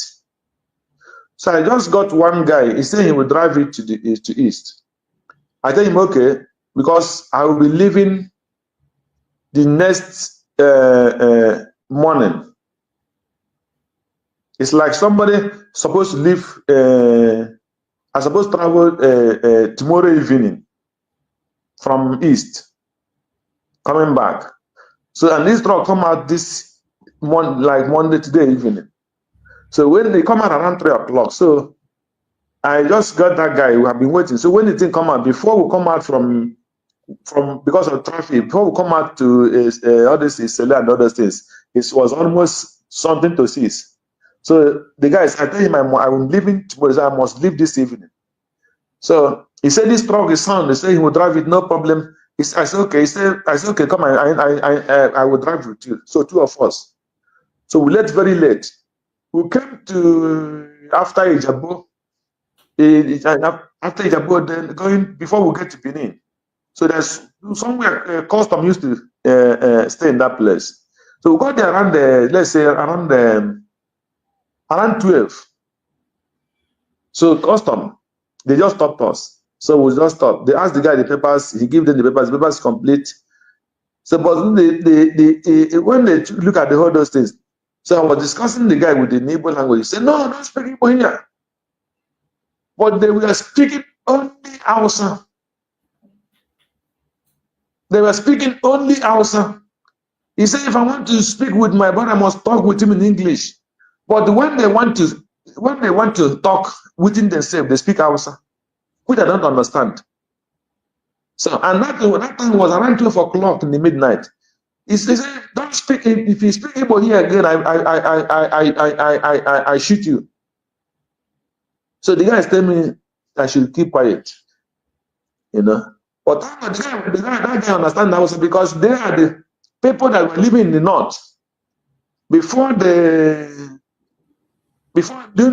of these killings that happened in the north, and their father's house in the north was done as well and business. So most of them relocate. They lost their business and they go to Lagos, you know. So the guys in here understand Hausa. That way, he's telling me that I should quiet. That what they are talking is not good. The one that saying that if we speak, they are telling his brothers that if we speak Igbo again here, they will deal with us. You see, that's one of them too. So it's still happening today. That's what I'm trying to tell you. It is still happening today. That when you stop, if you speak Hausa, you don't have problem. But if you speak Igbo, you have problem. Even the Igbo man that is woman among them will not side. He will just be quiet. He will not even talk. He will not talk. So it's a problem.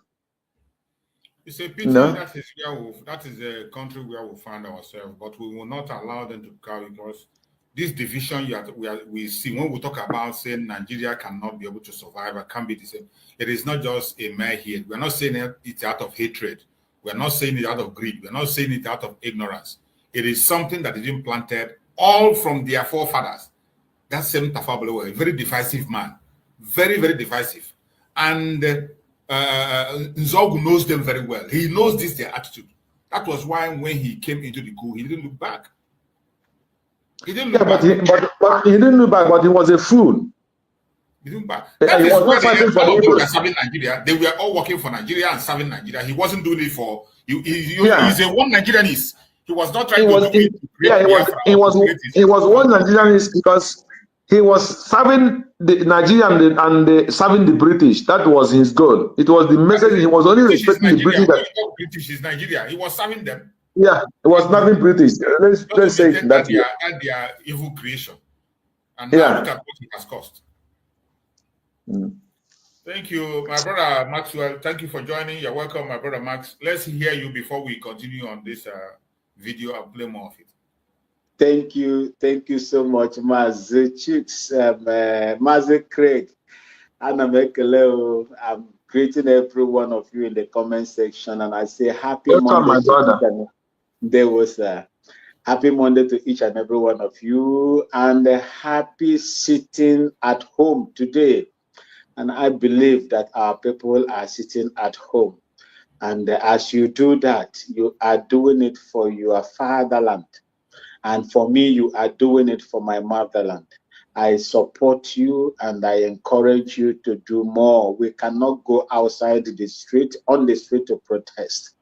They will come after us. They will unleash everything that they have on the innocent, unarmed Biafrans. So we have decided to choose the other path. And that is what we are, and that is what we are going to do. Continue to do it until the results are also known. Thank you so much, great people. May God continue to bless each and every one of you. The man that, see, when we were in the military, it was it wasn't as bad as it is now. But let me tell you, it was also bad. It was also bad. Of course. When I was in the military, supposing it is an exam, or you go into the class, because the other rank where I joined, I didn't join as an officer. I joined through, recruitment as an other rank. And I had the opportunity to become a commissioned officer because I exceeded staff sergeant. It is from staff sergeant that you will be allowed, to go for what they call Warrant Officers Academy, where you will be trained for 1 year and promoted to the rank of a captain direct. They call it executive commission or Q commission or whatever. But that one has a limit.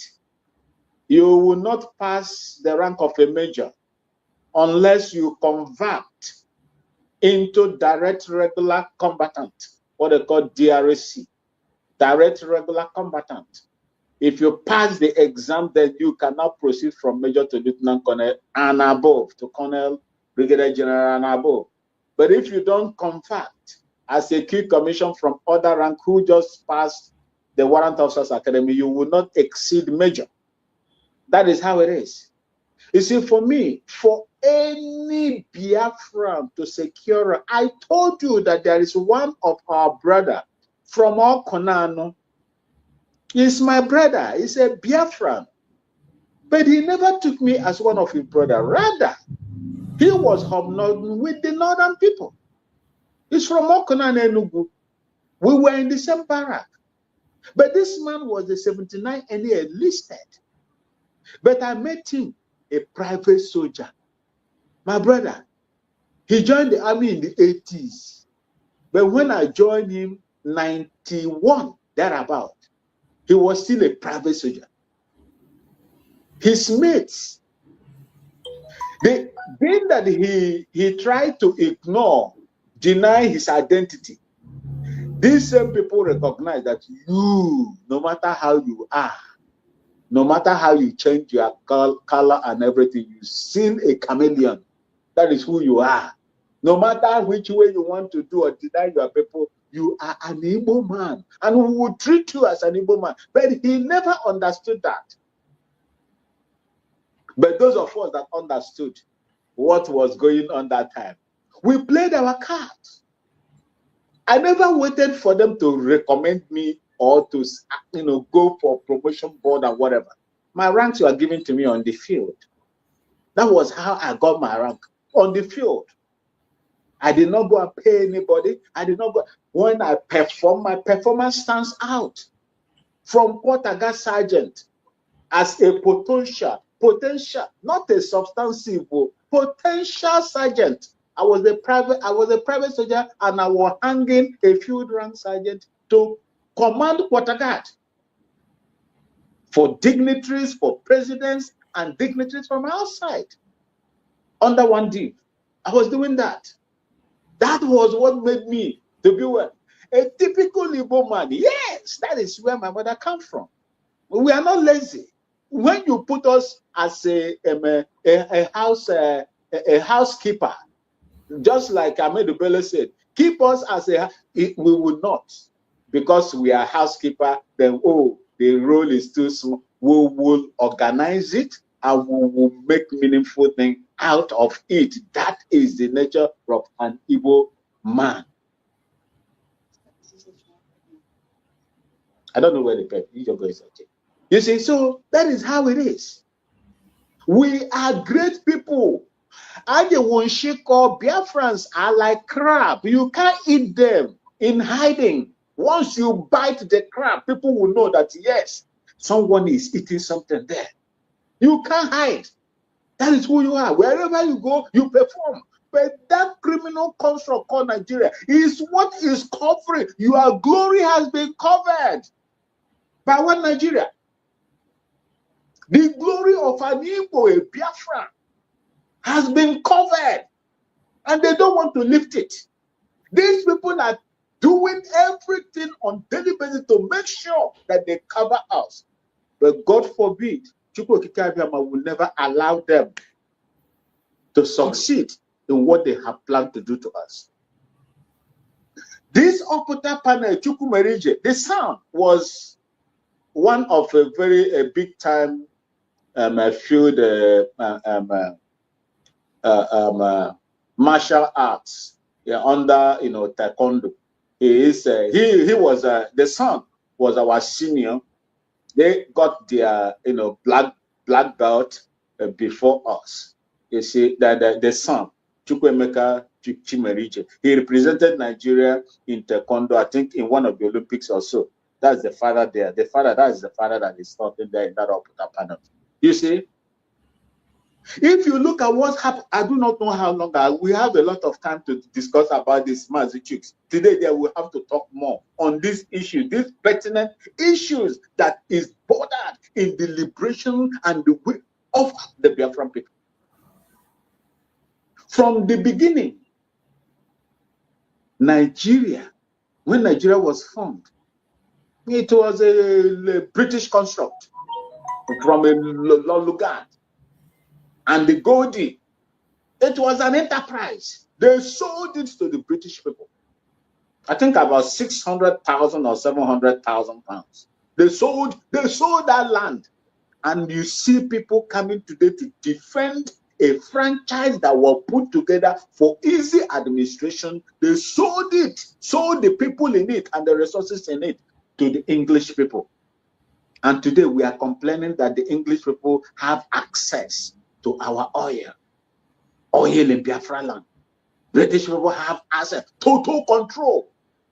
If you want to become a president, you have to go to Chatham House to go and tell them what to do. The one they support is the one that is going to win. The one that is ready to do their bidding and continue to maintain the evil that they have, created in Nigeria is the one that they will support. But the one they feel that they will not support them. That is what Nigeria is. Before this time, Nigeria, Igbos, Biafrans were thriving. When meritocracy was still there, they were thriving. Majority of the military officers as at that time were Igbos and Yorubas. The other people don't want to come out. The North don't want to come out. The major of their thing that even when we were recruiting, when we were under training, some of them would just come and collect their allowance and run away. I used to go and start cigarette, table. This is that is what they do. Once they collect the allowance, now maybe 2 months or 3 months, they use it and run away and go and start this. That thing they carry condom and slipper, start business. Some of them ran away and left us.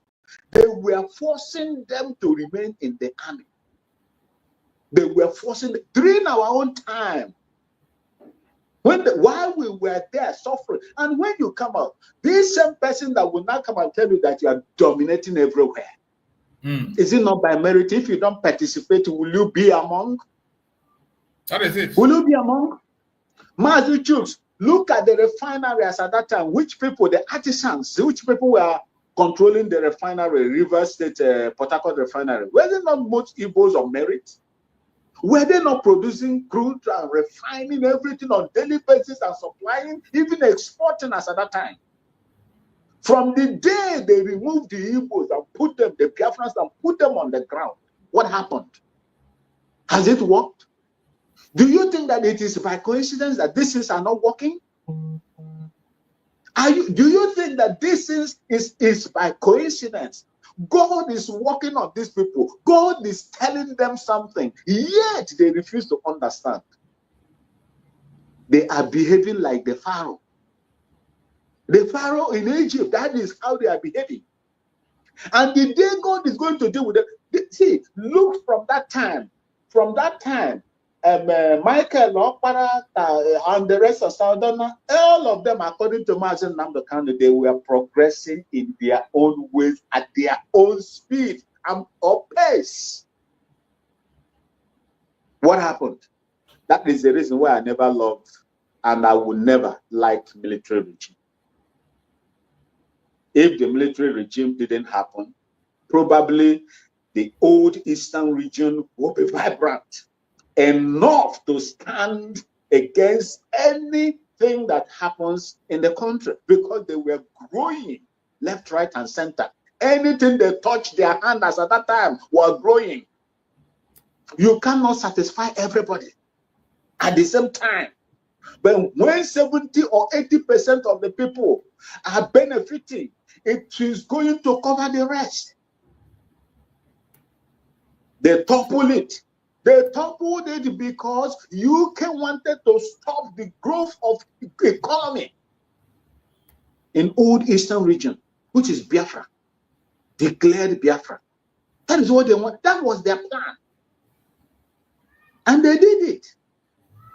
They did it. We fought a war. Our grandfathers, great-grandfathers, most of them fought a war that they were not prepared to fight. Even upon that, to tell you how strong Biafrans are, men and women of Biafra land, it took them 3 years. It took them 3 years to subdue Biafrans. That was then. That was then. See, all these things from that time to today, is Nigeria developing, Mazi Chooks and those that are listening to me today? Oh, yeah. Instead of developing, it's retrogressing. It is going down every day. Next year is going to be worse than this year. The other one will be worse. That is how it is going until that country is going to ground. That's what we call ground arm. That is when you ground your arm, you move away. That is what is going to happen to that country. I'm telling you. Mazen Namdekano said it. As long as you keep intimidating the Biafran people, the people that did not do you anything, people whose hands are as clean as snow, their hands are clean as snow when it comes to, what they can do. You are thriving, you are struggling to put them down, to cover them. You will not succeed. Rather, you will go down yourself. You will go down yourself. And that is what is happening. The handwriting is on the wall. The handwriting is on the wall. The handwriting is on the wall. They could not see it. That is just the reason. They can't see it, and they will go down and go down and go down. And Biafrans will be liberated themselves. And that is what is going to happen. all these things that you put here are shenanigans. They just want to fool. That's what my stepfather used to say. He said they just want to use it to fool you, to make you belong. But right inside them, deep into their heart, there is an enormous hate and envy, jealousy that is ingrained in their heart against you, the Biafran people. I pity those that will come and say, one Nigeria, one after looking at it is evidential. You have incontestable facts that will show you that that country, you've never been loved in that country. You are hated. And some Biafrans will come and begin to tell you, oh, we are going to vote for P2B. Oh, we are waiting for 2027. Oh, we are waiting. Where a country where your votes don't count. Ordinary Ghana, my fatherland, ordinary Ghana. When I go and vote, I'll go back to my house. And what is counted there is what they are going to publish. I don't need to stay there. And you don't see people dying. Any officer, any enforcement or law enforcement officer that kills anybody or maltreats anybody will pay the price here. How many of them are being prosecuted? Look at what happened in Adamawa. Sunday Jackson or whatever they call him wrestled with a Fulani, a knife attacking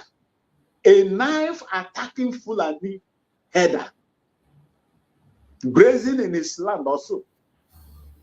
On his farm, he stabbed him, he overpowered him, and did what he did. Honestly. And today, after 10 years, they are sentencing him to death for self-defense. What of if the attacking header, killed him? That is the country you want us to live in. To fear, but we cannot live in such a country. Thank you so much. God bless you. Are you there?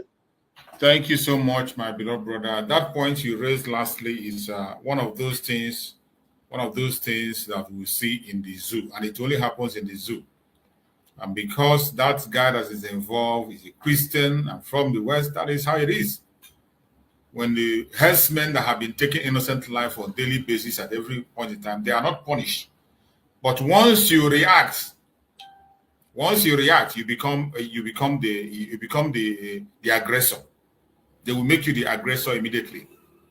You see every time in the southeast when they come to take life, they attack in Enugu State, attack in the Ebonyi State. Once the attack is made, the very first thing you will hear, oh, don't retaliate, go back home. And they will go freely. It is very sad.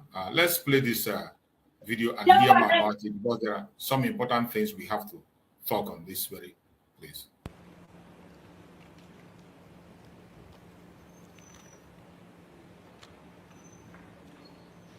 Sorry, let me see my own copy.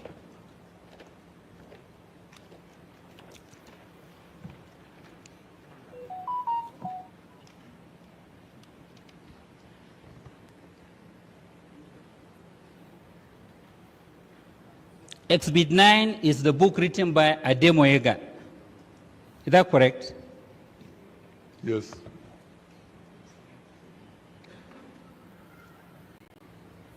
At page 85, Ademoyega described Chief Ojukwu as crafty and selfish. Is that correct? Yes. No. Now, you will agree with me that from what happened, that is the coup being led by Igbo officers, and the fact that only leaders, political leaders from the north and west were killed, it was reasonable for people to assume that it was an Igbo coup. It could be reasonable for the man in the street, but not the elite. Or for the man in the street? Yes. Thank you very much. Now, at page 11 of Exhibit 1, that is your petition, you said, as far as you're concerned, the coup was purely a military event. Are you still standing by that? Sorry? that the coup of 1966 was purely a military event? Yes. In what context? Very much so, yes. Yes. How? Because it was a coup planned and executed by military officers. Military officers from a section of the country. By military officers. Killing politicians from another section. Comprising both Igbos and many others. You could say that leaders are Igbos, but comparing all Igbos and many others. All the 4 senior military officers killed in Lagos, Malari, Khur Mohammed, Pam, and Lagerma, were all northern officers. Is that correct? It was in the heat of the coup. Is that correct? Simple question. Is that correct? Well, I'm adding 1 to make it correct. Okay, so out of the 5 killed, 4 were all northern officers. Yes. Okay. Now you complained about Arabic inscription in the badge of the Nigerian army. Please, I want everybody to pay attention to this, please. Me, I never know this one before. After he speak on this one, then I beg gonna go help me explain. I think thank God that my brother Christian is my brother Maxwell is here. You will help us to confirm this in me. I never hear this one before. I beg. Make we listen to this part. Okay, so out of the 5 killed, 4 were all northern officers. Yes. Okay. Now you complained about Arabic inscription in the badge of the Nigerian army. You will agree with me that there is also an eagle as part of that badge. Is that correct? Yes. And you know that that eagle represents Roman Catholic. I'm sure you know. I beg you. Me, I never heard this one before. I beg, my brother Max, you are here. At least you go help educate us for this one, though. They say the eagle wait there for their uniform, on our uniform. Say represent the Roman Catholic. And we have a Roman Catholic person here also. I think we have Greg here. We have Greg here. He's also a Roman Catholic. When I go tell us whether that eagle wait there for the uniform of army, whether that one represents the Catholic Church. I beg. Our brother Mas, go first. You see, there is Arabic inscription in the Nigerian army flag, and definitely we know of that. Yes. Yes, there is there, and on that, at the center of it, you see eagle, and beside the eagles, you see horses. You know, I think horses around it. You see, is the horses is something, but I've forgotten though. It's something that guards. It's a symbol of unity. You see, there is no problem with the eagle there and the horses around. There's no problem about that. But what does the eagle represent? The eagle represent the Catholic Church? How can eagle represent Catholic where you have the rosary there? That is what the lawyer is saying there. That is right. So why are we complaining about Arabic? Say the eagle there represent Catholic Church. So you that is in the military, did they tell you people that the eagle represent Catholic Church? Never. I've never heard that. There's no time I was told in the military that eagle represent Catholic. You know, we recognize there are 3 religions that we recognize in the military: right? Islam, Protestant, and Catholic. These are the 3 religions that you can go in there. They recognize Islam, Catholic, and Protestant. So 3 of them. So for that ego there to represent Catholicism, I don't know about that. That is one of the things that they use. You see, when these people come out here, I love the answer Chukwumerije gave him. See, a country that lies will never know peace. A country that lies will never know peace. Mazi Chooks. These people called it Igbo. The reason why we are here today is because they called it Igbo. How can you call it Igbo when it is the young Nigerian military officer? Let's say I am from the Igbo extraction because my mom is an Igbo woman. Then I went to the army, like when I was there. I plotted a coup and was successful. Then you will call it Igbo. Because my ethnicity is Igbo, then you call it Igbo. Now, even if it is right for you to attribute the ethnicity of that coup, the subsequent coups they have never answered me this question.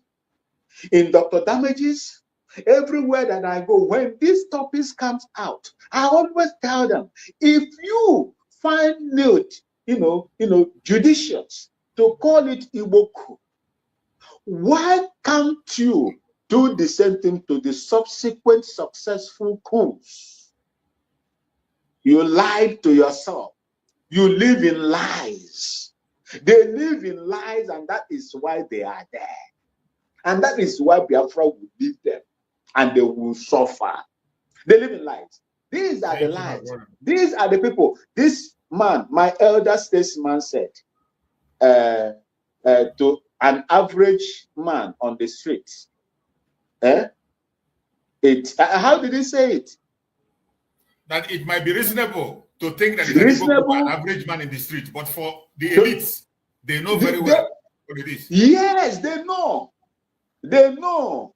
If they don't know, why is the evil genius Ibrahim Badamasi Babangida coming out now to declare that it's not? Obasanjo, when Obasanjo conducted this Opota panel, didn't Obasanjo didn't he know that it wasn't an Igbo coup, it was the coup that was carried out by young Nigerian military officers? But he also lied. Use this to camouflage himself. Go and check what he said when he visited a Biafra land recently. That he used the Igbo people to fight Igbo people. These are the kind of people that you see there. Just like that council, interrogating this man, is saying they are all like, they know the truth.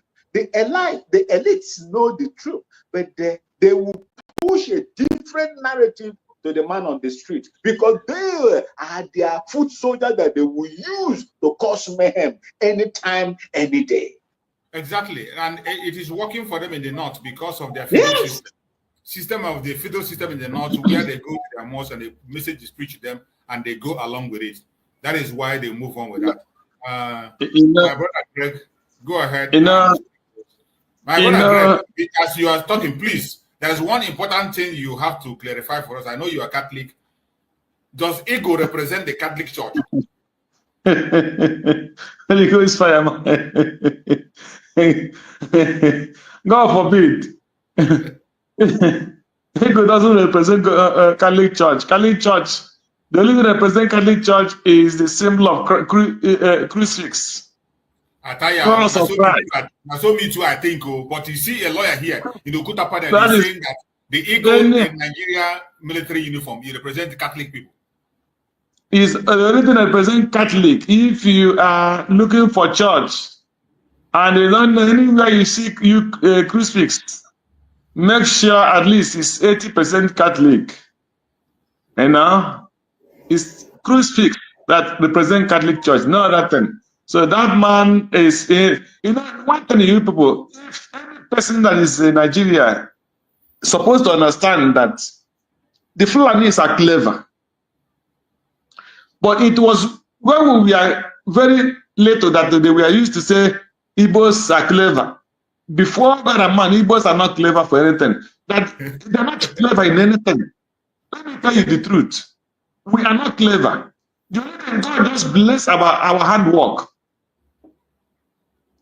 God bless the handwork of the Igbo people that when they go into business and whatever they do, God help them to prosper. But in cleverness in their heart, they don't have it. I'm just being honest with you. Because if the Igbos are clever,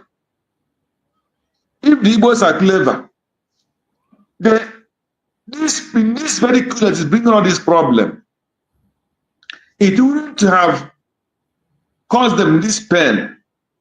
Because if Igbo were clever, look, when Otonan Gazigwe was still alive, the Oduduwa have started fighting for their own people. Trying to tell Zig that this north, you cannot trust them. And Zig is still fighting. Just like Nankan. And the British know that he has very little brain.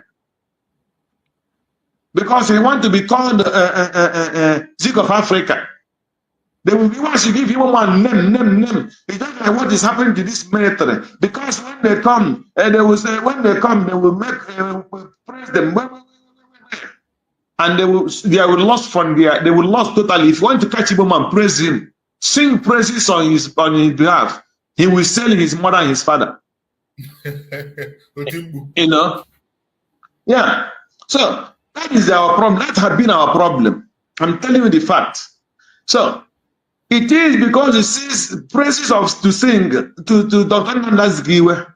That is why he was there. This man was making this statement that as long as he is alive, that is the Northerners first.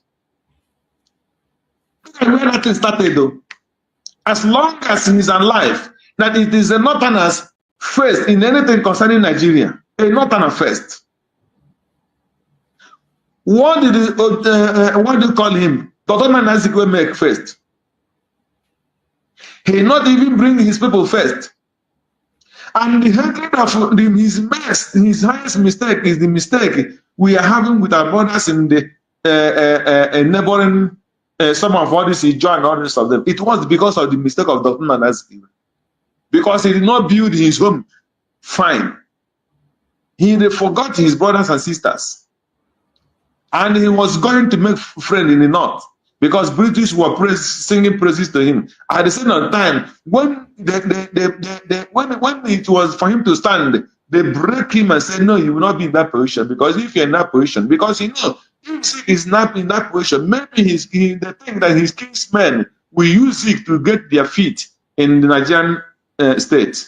They say, no, you can do all these things. But you see that power, you can only remain on that praises. Look at the northern man will take over. He will be in charge over you. And he stupidly accepted it. And he carried people and come in the same thing. And the same thing is still happening till today. The same thing is still happening. The same mistake is what the Igbo leaders are doing. Look at Obi. Just imagine what Trump went through. You cannot bring change without fighting. You cannot bring change without fighting. Why people were chastising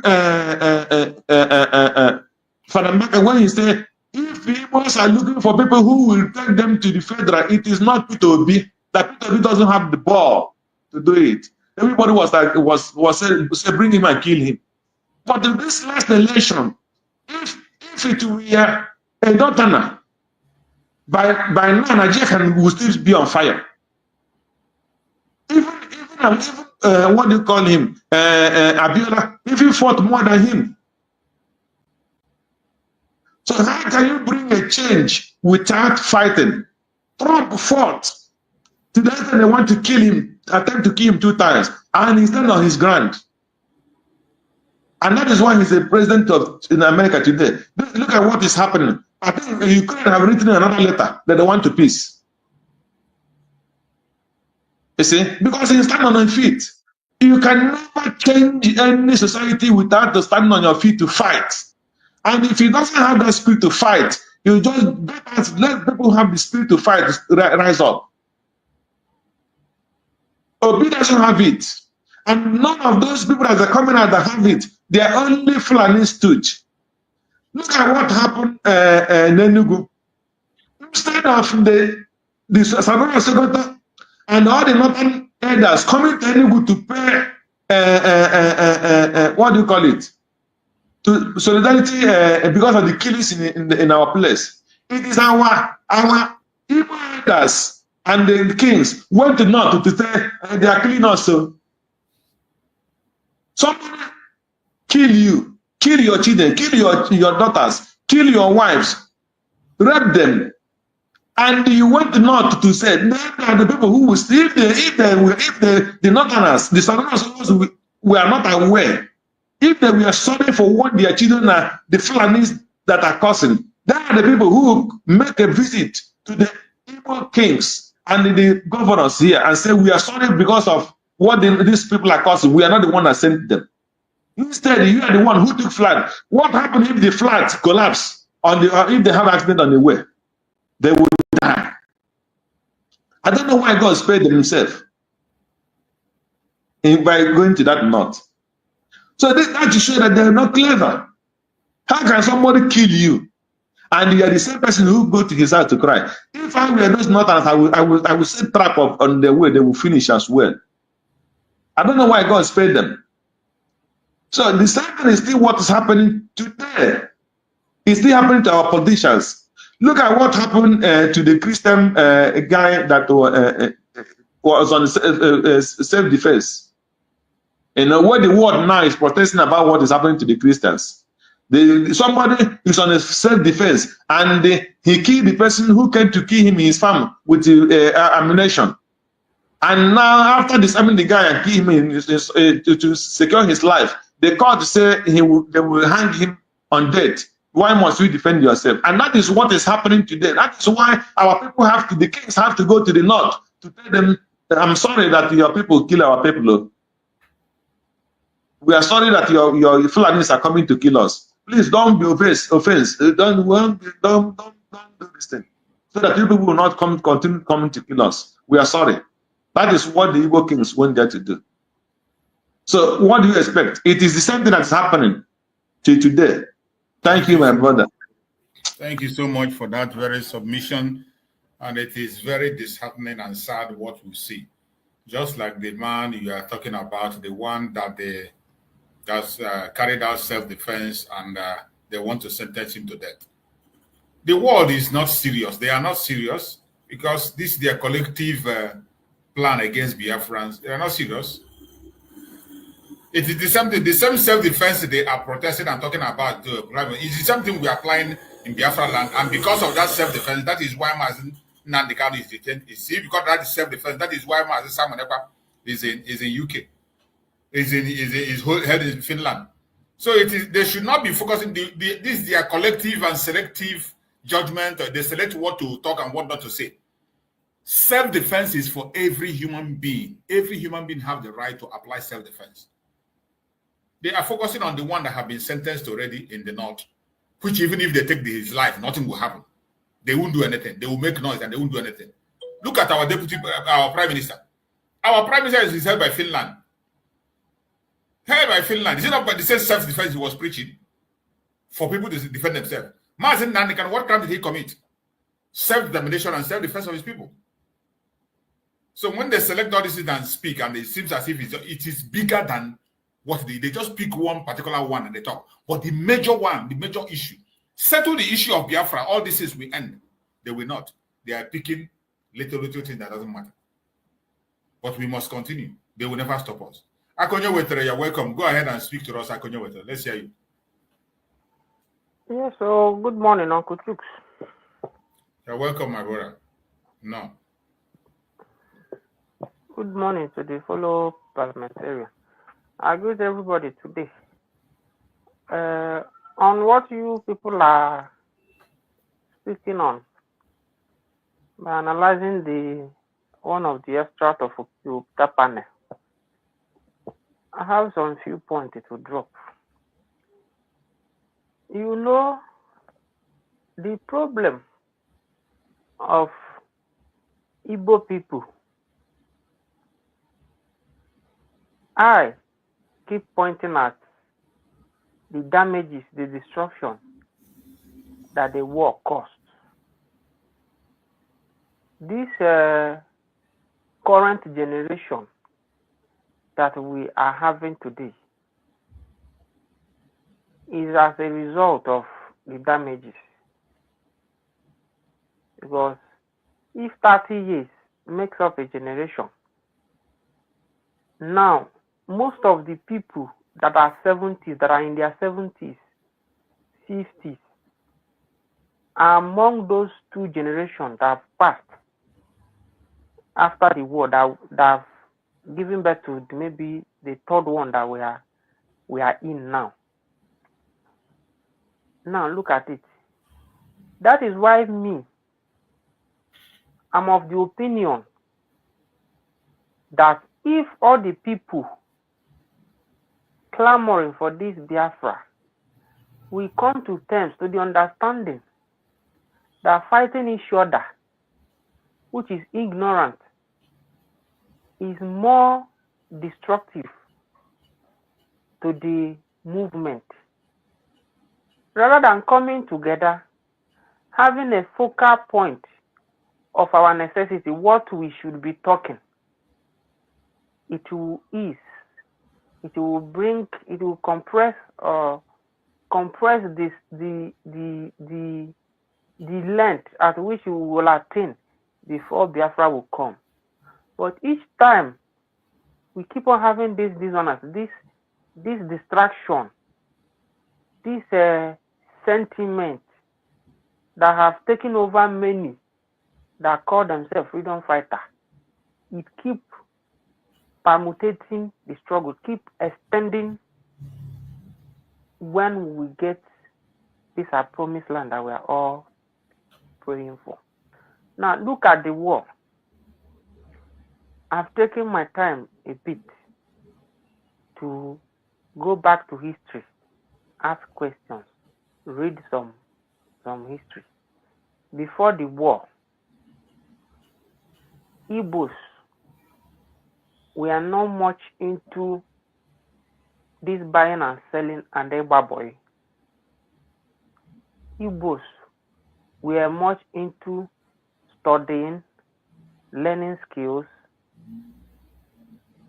and business is something that is general. Whatever we do in life is business. But we are much into studying and learning skills and farming. When the Europeans invade Africa, the Britain, they could not conquer Igbo land, ancient Igbo people. Our people engaged them in a war for 40 years, which is a Komeko war. We repaired them back. They moved back. They now came through the Sahel to the north, through the Arab. They used Islam to conquer the Arab. They used slave trade and gave to Asian Benin Kingdom to enter Lagos. They were doing their slavery trade. They were buying human, exporting to Great Britain and other European countries. Until 1914, they deemed it fit to amalgamate the North and the South. And before that 1914, they've sent their missionaries that was able to penetrate into Igbo land. They came with Ozioma, the gospel, and schools. Check, during that time, school were all missionaries. People that studied then, did they not study in churches? Anglicans, Catholic, as they are teaching you the word of God, they are teaching you education, how to read and write. Now, because we are the people that welcome civilization, new things, I had to keep norms. That is this quest of innovation, they embedded in Igbo people. Igbo man will always want to explore new things. When these guys came, we now want to explore what they came along with us, but they did not explore it. Na business ga n'ihu bụ na ị nwere greater number of patronage. Oya bụ ile more formal business. Onye rere taya nwere 100 people patronize ya. Na onye rere taya nwere only 10 people patronize ya. Ị ga-asịla onye ahụ rere taya 10 people patronize amaghị ihe ọ na-eme. Ọkwa same taya ka ọ lere. But because o nwere minute patronage, ọ dịka na ọmaghị ihe ọ na-eme. But ọ the same taya ka ọ lere. The same taya ga onye nke nwere 100 patronage lerekwa. Now they succeeded in Igbo land, the ancient Igbo land, because during then, Mbama Nnamdi they preached about Igodo, all this Igbo, all this riverine side. We were all Igbos with different language. If you want to understand the preachings of Nnamdi, you will see it very well in Ebonyi State. It is because when you come to Imo State, you will say that no. But the language, all the Kotaron, but Nebo instead the you will see no language. The indigenous people of Ebonyi Ladano, but they are still Ebonyi. I will point to one place when you go to 135. If you are coming from Enugu to heading to our capital, there's a junction they call 135. There's one people whether Ndingbo or I don't forget their name. Their language, any indigenous person all these are the things Namdi preached. Oh, this not the I know where I'm going. Now, we need then all these boundaries, do only fight a boundary the British or Nigeria created. In all those boundaries, here will be equal. Then Yoma today national hatchery able on the Kenya State Cabro, Meswe Igbo State. Igagwam and the Agulade and the Abila, the Arab and that time. Nikuha Anokola and the woman on a River State. Igagwam na hang on the Neje book Sabaka Kewa Abra Sababuru this is. But that is story for another day. After that very thing, how we see in the north adjun, ndi ba ejoro, has seen a religion bata. Sorry for the lagaku cow, has seen a religion bata. Now, Kahamechiri hini na habundi in the ocha. Haku by that time, a carry by case he carry eye. Now, Kakus the likes of because of business, the fathers of Namdaziki Weha, Loris Ujukuha, because of Ndinkelano Nkanozo that was doing business then, they traveled. C'était nandini na ha garanje mu that time no na Lagos mandi na Ugu na ha na village kporo na ha getinye gla school. No ejeta school eja shop. It was after the war Kadisi Baboye dra take. Now these two generations no gara now. These two generations are in one so the third one now. Because Mua canon the third generation after the war. These two generations now, after the war, had it been na they may accept that Nigeria defeated them. The likes of Umako Juku, go and check the documentaries. These people, Logo, Madrebo them, Ojuku them. This man from Akwa Ibom, second in command Ojuku. Why are their children not being the one at the forefront of this? When we are saying that we Igbo, we are not defeated. Why are their children, their sons, not being the one piloting these affairs? When you get to them, they will tell you that Biafra we are talking is in their mind. Dr. Damage is close to Nwabe Fiong yesterday. I did not care to listen because I know that exactly, they will be talking there. I listened to him now. Now, have we come to ask ourselves question? If these people did not accept the defeat, why are their sons? What did they tell their children? Because many of them gave birth to their children after the war. Even the ones that were giving birth during the war were still small. Have we taken our time to listen to them when they are being called to come and explain what their fathers passed through during the war? And the last question, their closing remark, if their interview was finished, the interviewer will ask them, how do they see the Biafra now? They will tell you that the Biafra of them has gone. Meaning that their parents push the narrative that there will nothing like Biafra again. That is why I always state on this platform that if everybody that is talking, majority, all of you abroad that is pushing for this thing, we need to do more work. And that work we need to do is to leave this first and second generation I'm talking of, people that are 60, 70, 50. Again, we try even in the 40. And we give impartation. If we pull away this extract now from Ayema, when I'm the Ozioma, Kedin Soria, I want you people to answer me today. Kedin Soria, Kedin de Burkendo Rokolaho, the people born the third generation after the war, ndị below 20 then, 20 something, 30. Those ones who the immediate generation after the war, Gwaganam is a miscreant, no man all eme. So the work now like it na obu na ndị niile ekwu Biafra okwu media, they pull all these things. We now capture this third generation who belong to. When you capture them, the revolution, the Ogungoro Wagalo are busy organic. It was a reason to sabotage. When you go and preach Biafra now to Ojuku's son, after the war, when he came back, Nigeria welcomed him. They released some of their properties that all of them are latching on, collecting the dividends.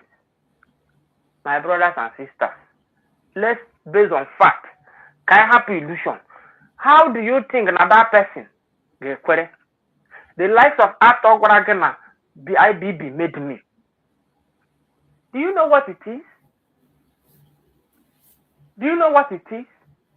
The likes of Ogen Kere now, if we are able to check him, trace him back, know the family he's from, Mbahala Basagaba Daha and the Mane Odemi Jews, they share the light that Ogen is affiliated with Ifeanyi Uba.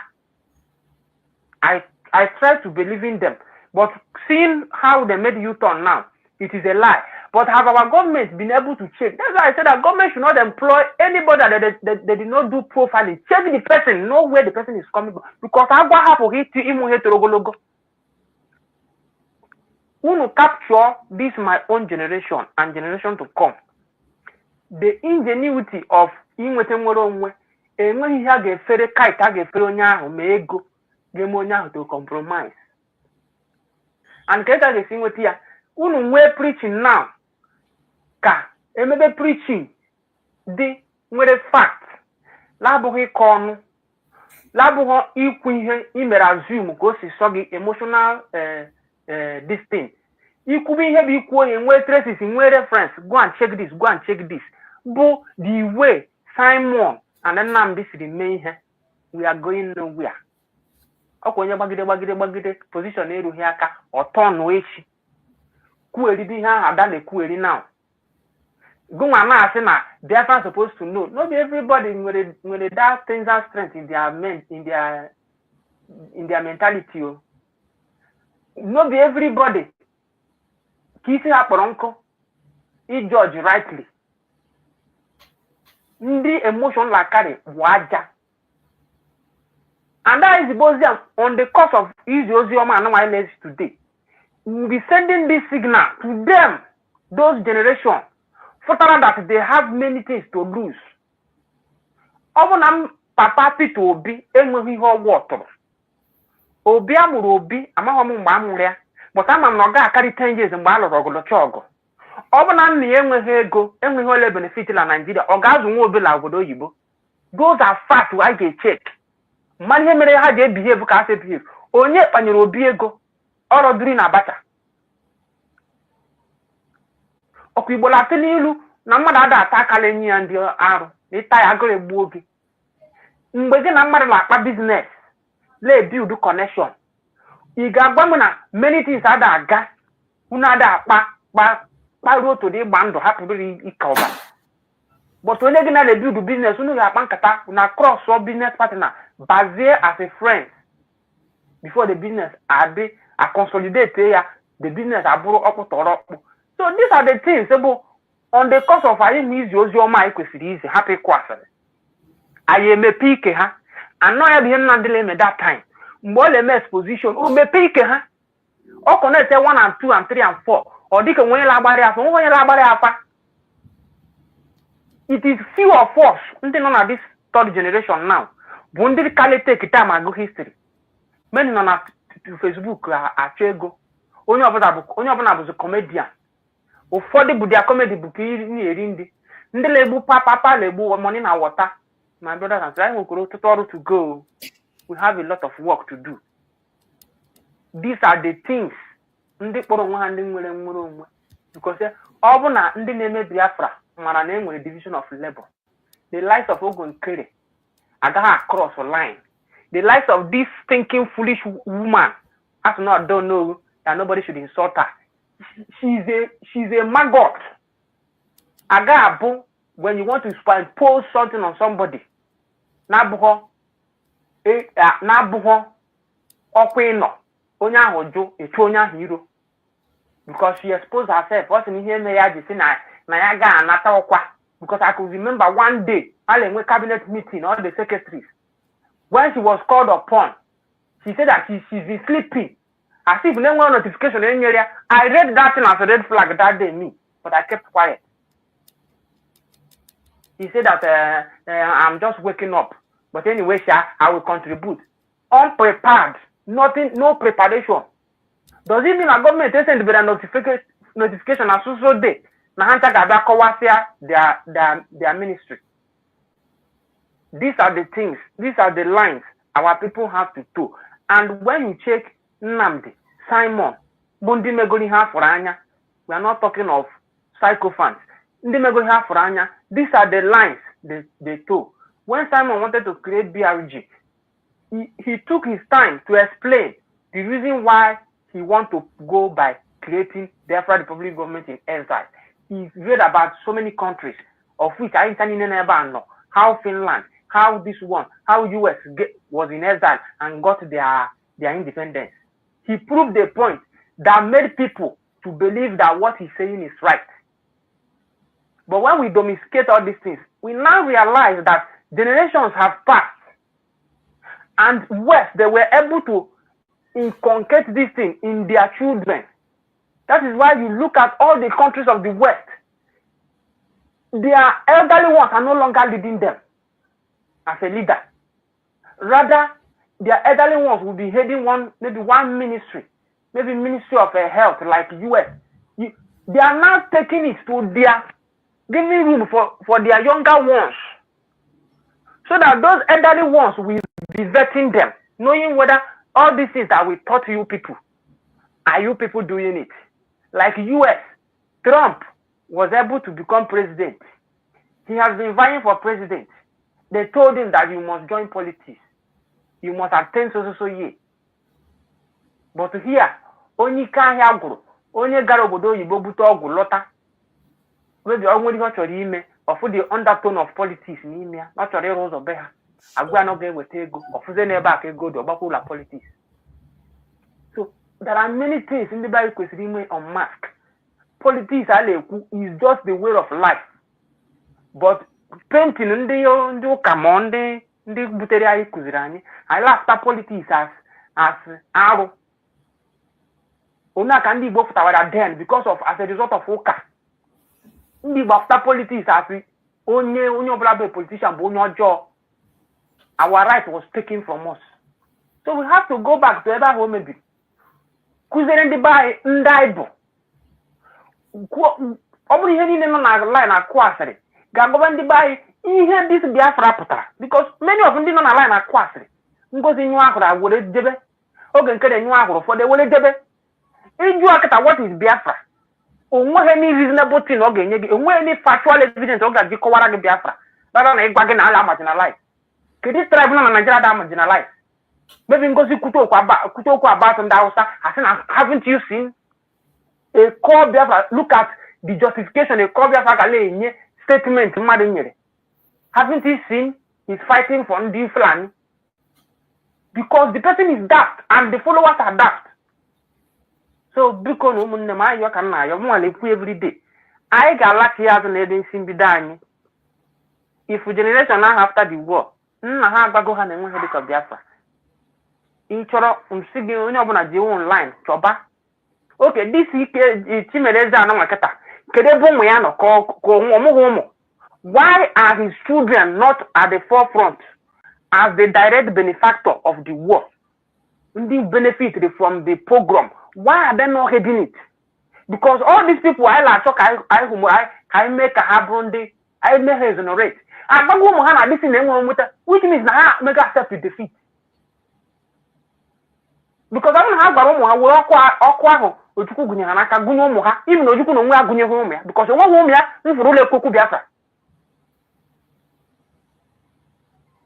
Homa ka le ekwu ya. But ebe a na-ekwu okwu Biafra bụ denigrate ndị na-ekwu okwu Biafra. Likes of Bianca, whether more bezoku or mobase. But if she can present that very thing, that my so-called husband, late husband, fought for this is it is all evident, and in daughter they deal with the faith, in daughter they deal with the fact. We have to debunk them with our own fact. Push another narrative, another narration on the buy got water, this current generation got water. Na ekwesịghị mgbọsọ ọbụla anyị win ya okwu nwere onwe aba organic okwu nwere onwe onye ọbụla nọ na street ịjụrụ onwe onye ga-asị gị hapụ ihe ndị Biafra na-ekwu onye ọbụla afụ the reason why ya kwesịrị inwe Biafra that day ka ya ala otherwise ọkwa akpọkọta ndị wawawa ebido kọba ihe asọrọ ha ndị achọrọ ịnapụ follower ebido kwube ma nke bụ eziokwu ma nke na-abụghị eziokwu. I yield here for others to contribute. Thank you, Akonyo Wethere. Thank you for your speech. We appreciate your contribution.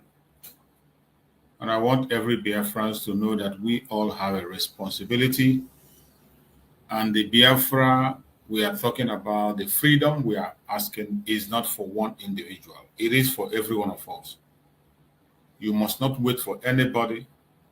Just as we are doing our part, other people are doing their part. Anybody that decides to take himself away from the freedom, we will not look back because of them. We will continue to move forward. It is forward ever and backward never. As for those of them who don't want to join us, they will always be there. There is never a time where we have 100 compliance when it comes to freedom fighting. You can never have 100 compliance. But if we have a good number, which I believe we have, we are good to go. And in most part of the world where freedom has been fought, you don't see all these popular people and rich men coming in. It comes from people of middle class, more especially. They fight it and fight it genuinely to the last. We will have obstacles.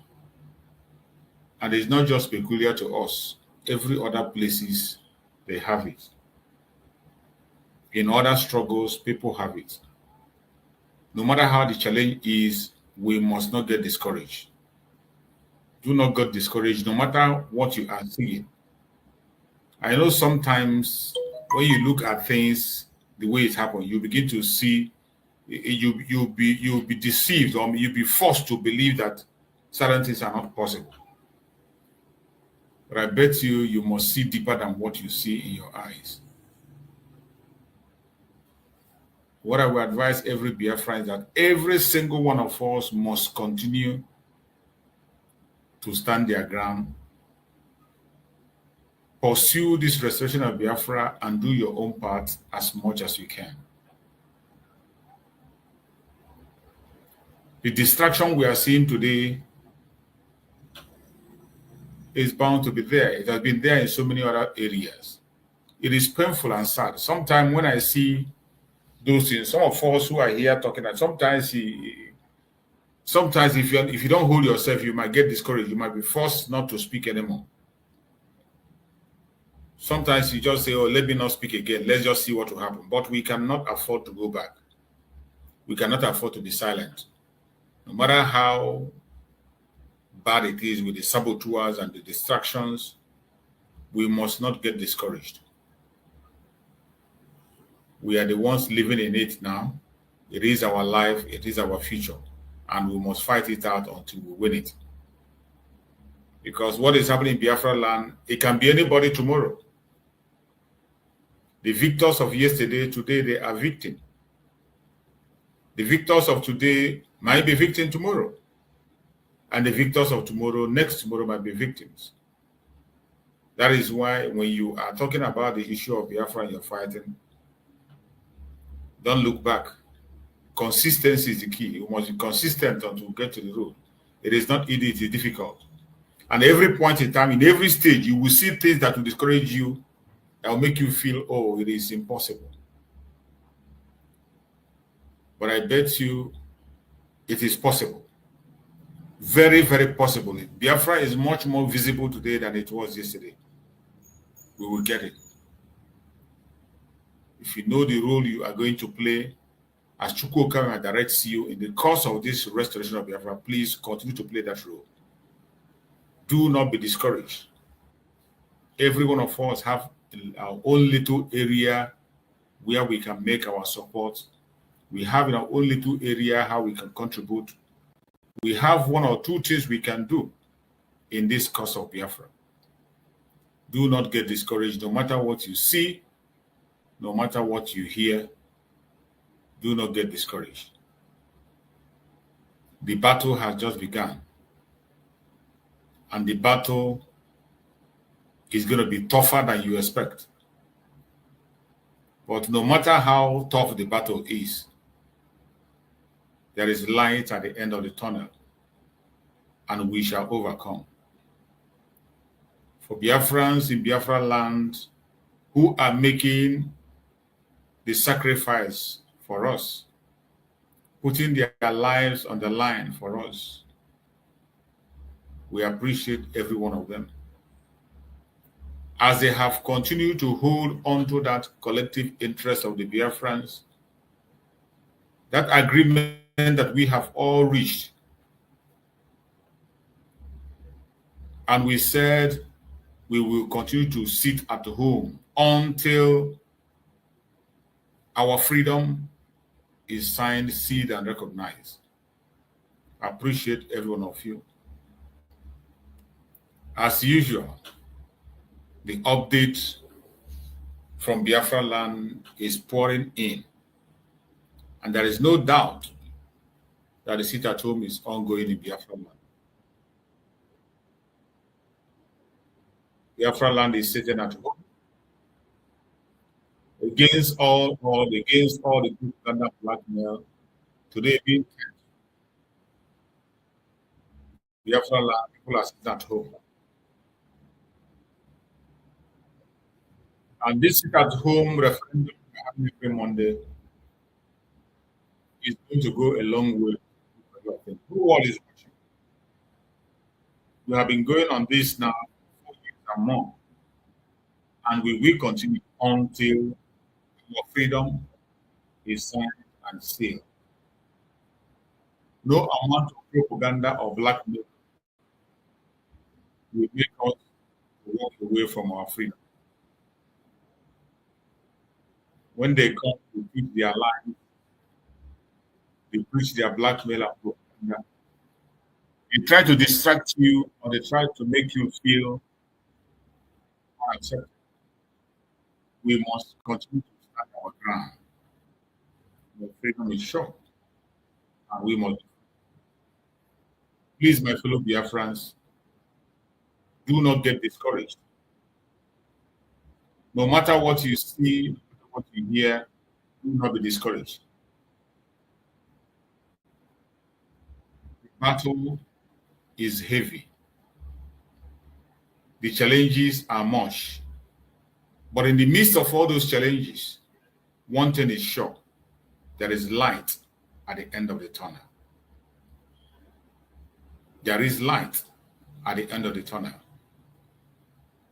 My fellow Biafrans, we have spent the day together, and we are going to be rounded up. It's about almost 4 hours that we've been here.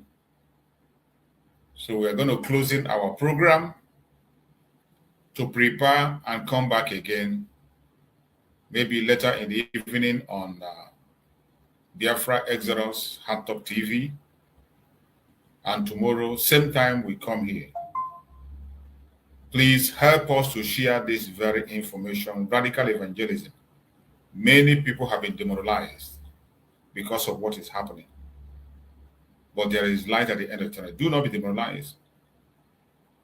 And I thank Chukwu Okike that the number of Biafrans that are still standing strong and turning up is greater than those that are falling out.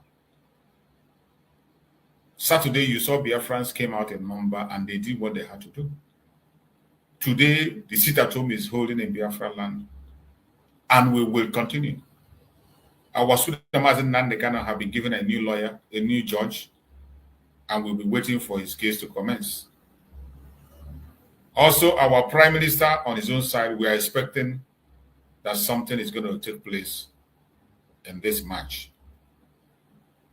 Every one of us must continue to be focused and pray. Do not get discouraged. If you feel you don't want to work under the Deputy Prime Minister, Dr. Ngozi Oreboweze, we have freedom of association. Quietly continue to pursue the freedom the way you deem fit. You can. But for you to be wasting your time antagonizing, castigating, pushing propaganda and blackmailing the government, it will not go well with you. Both those who are swearing oath and those who are bearing false witnesses. Remember, for everything you do, there will be a consequence. If you do good, you do yourself. If you do bad, you do yourself. My beloved brother Maxwell, give us a closing remark as we round up on the program. Thank you so much, and glory be to God that we have come to the end of the program today. My brothers and sisters, Nemoches and my Namoches in comment section, I say may God continue to bless each and every one of you. Your own will never fall. And our greatest aspiration, which is the return and the official recognition, world recognition of Biafra, will be our portion. I love you all, and I tell you that the difference between United States of Biafra and the APM, what I call amplifier set, amplifier, that's our APM, that is the short form. I think in electrics, amplifier is AMP. You see, so the difference is that when you go to their platform, it's a die by fire, die by fire, die by fire, fire, fire, die by fire. This is what they pray against their own brothers and sisters. But when you come here, we will tell you that it doesn't matter the group you belong to. It doesn't matter, but we will call out the lies out. But if you like, freedom of association. Me, I have chosen to stick with Dr. Ngozi Oreboweze, who is presiding over the affairs of the United States of Biafra. I have no problem with you.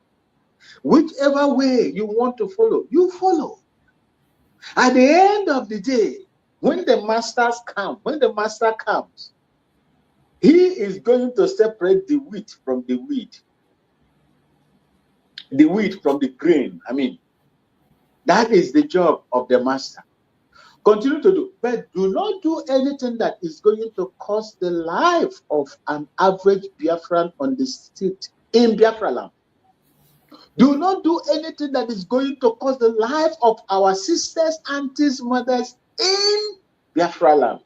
If you do that, the spirit of our ancestors and the spirit that guides the Okene and Chukwu Okike Abiama, who is the overall God, the creator of heaven and earth, will come against you in a very bad way.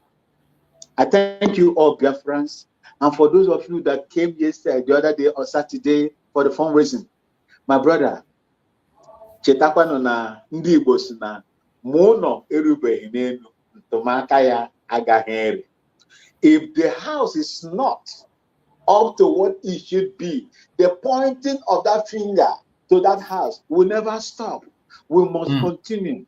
And Chukwu Okike Abiama will bless each and every one of you, provide for you, to provide for Biafrans. Thank you so much, and I love you all. From the little beautiful city of Bolgatanga, I say thank you for having me. Bye-bye. So much, my brother Max. Thank you so much. We appreciate you. Let's hear from our brother Greg. Our brother Greg, give us your closing remark as we round up. Thank you, the Biafrans. May you keep on fighting. May you keep on walking. May you keep on praying and do the needful.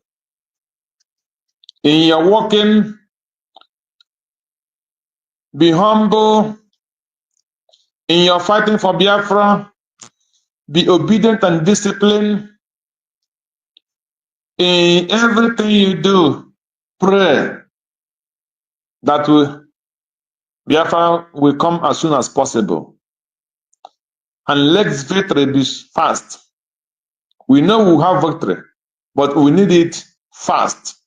So our prayer that victory will come fast. We have suffered more than the Israelis in the land of the Jew. So we need Biafra fast. The earlier is better for these people to repent. I'm happy for the administration, the things they put in place in Washington, D.C., not just reopening the Biafra headquarters in America, but using that opportunity to call for peace and reconciliation. For me, let the evil people turn back from their evil. Let the proud humble himself. And let the liar turn to be honest. So that there will be reconciliation and there will be peace. These are the key to fasten Biafra to be here. All these lies, knowing the truth and lying. All this propaganda, knowing the truth and doing propaganda. All these money mongers and the only envy and the position hunger cannot get Biafra. Take that position, anything that I will be able to do for Biafra, tell me to do that. I don't want position. Take the position and do the needful and make sure that Biafra come. And if you don't have this as a Biafran in your mind, you have not started. Until you reject every position and decide to work for the achievement of Biafra.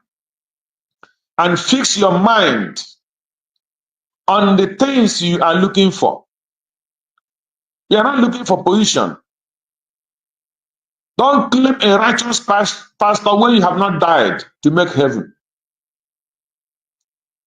It is only when God puts you righteous that you are righteous.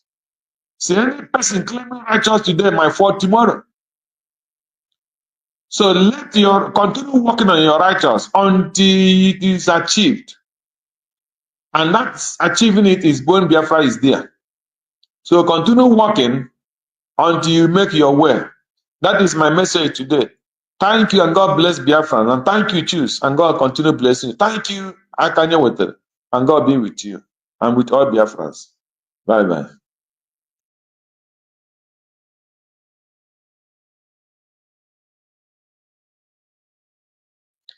Choose, you're not coming out.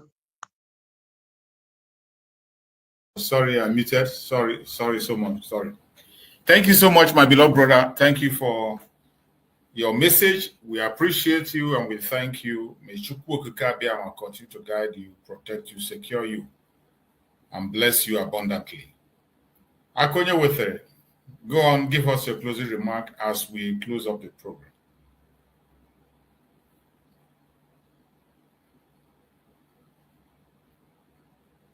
Akonye Wethere, are you there? We cannot hear you.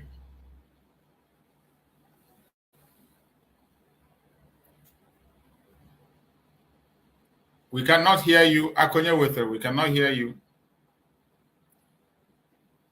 We can't hear you. Check your system. Are you there? You can go out and come back again. We cannot hear you. Akonye Wethere.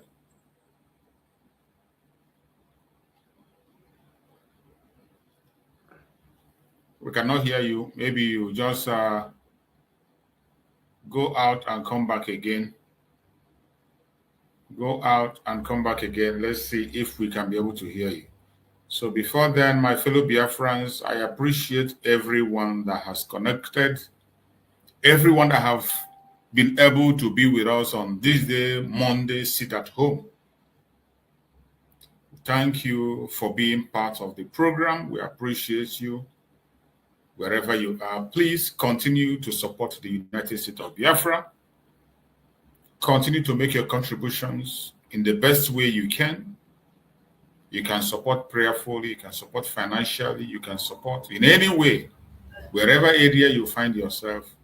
support. And know that whatever you are doing it for yourself. You are not doing it for Dr. Ngozi Orabueze, neither are you doing it for me or anybody or Mazin Nandekan. Whatever you put into this very restoration of Biafra, you do it for yourself. It is our battle. It is for our collective interest, not for a personal interest or selfish interest. It is for the interest of all the Biafrans. So wherever you are as a Biafran, you have the right to defend yourself. You have the right to ask for self-determination, and you have the right to stand up for yourself. Do not allow anybody to impose their idea on you. Do not allow anybody to deceive you. There are good number of truths that you can know. And when you look at the topic that we have discussed today, it says, Monday sit at home.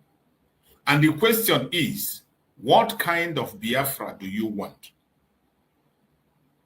As we are ending this program, I want you to go home with this message. What kind of Biafra do you want? Continue to meditate over it.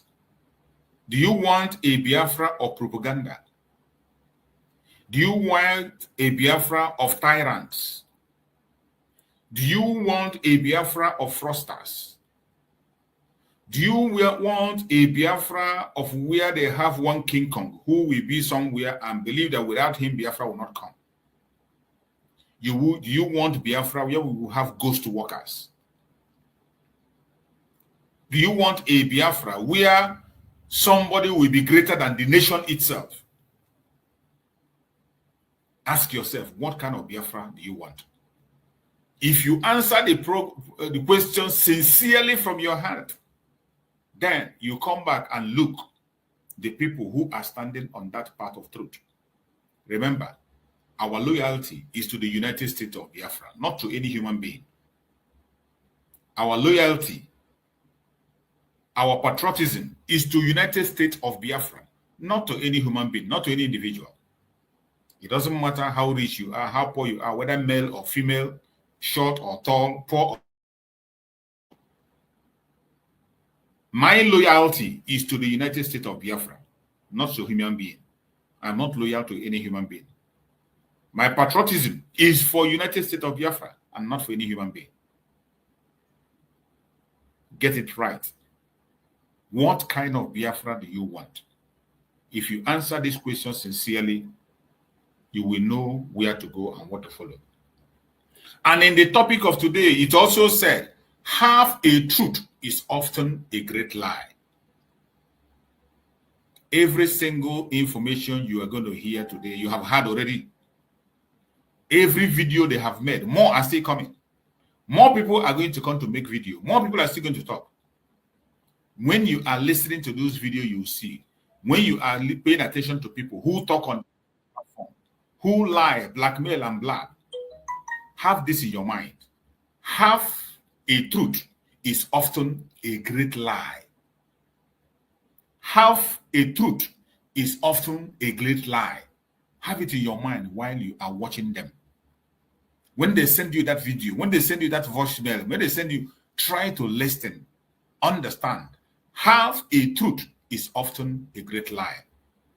In the line of their speech, if you find any single lie, that nullified every single thing you see in that video or in that audio. Wherever you are watching or you're listening and you find out a lie, apply your common sense. It is not difficult to know the truth. It is not difficult to know the truth, and it's not difficult to know somebody who is lying.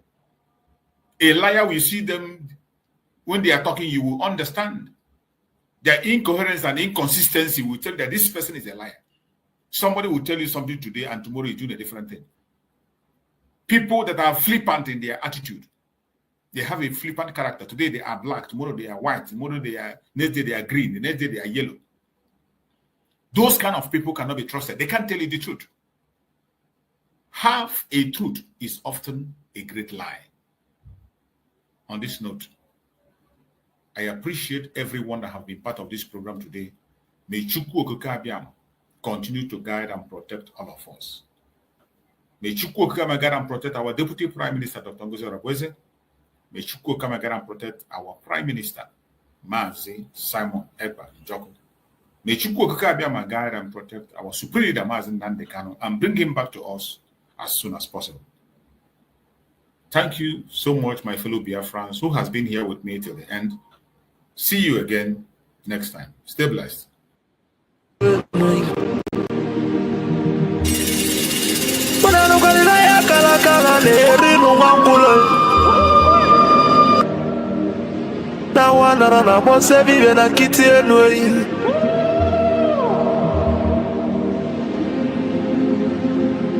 Natulaje bano mabuli vemelem. Atibe kwa natulane bovo.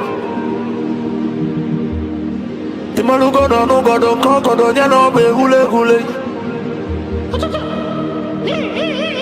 Dani mo natulilu. Naya kalakala kwa lerinu mangulu. Ngula matali waso jere futa mbaka njuba diali. Ama abulezi okwenu. Nabaka la kelu egonezi enwe.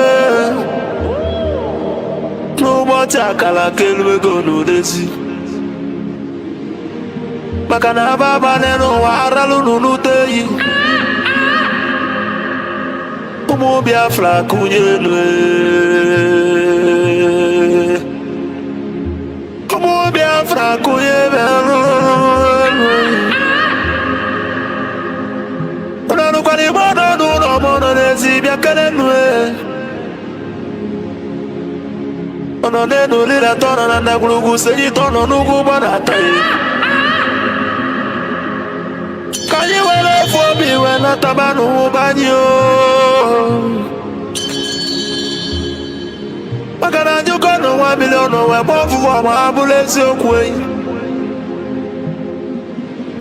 Naka ni kwata milake pa waja sienyi ka kesu ezo pabule be walo tamano Mo Biafra kuyenwe Kanyi welo fobi wena tabano banye Makana fobi abakama Nala nugo no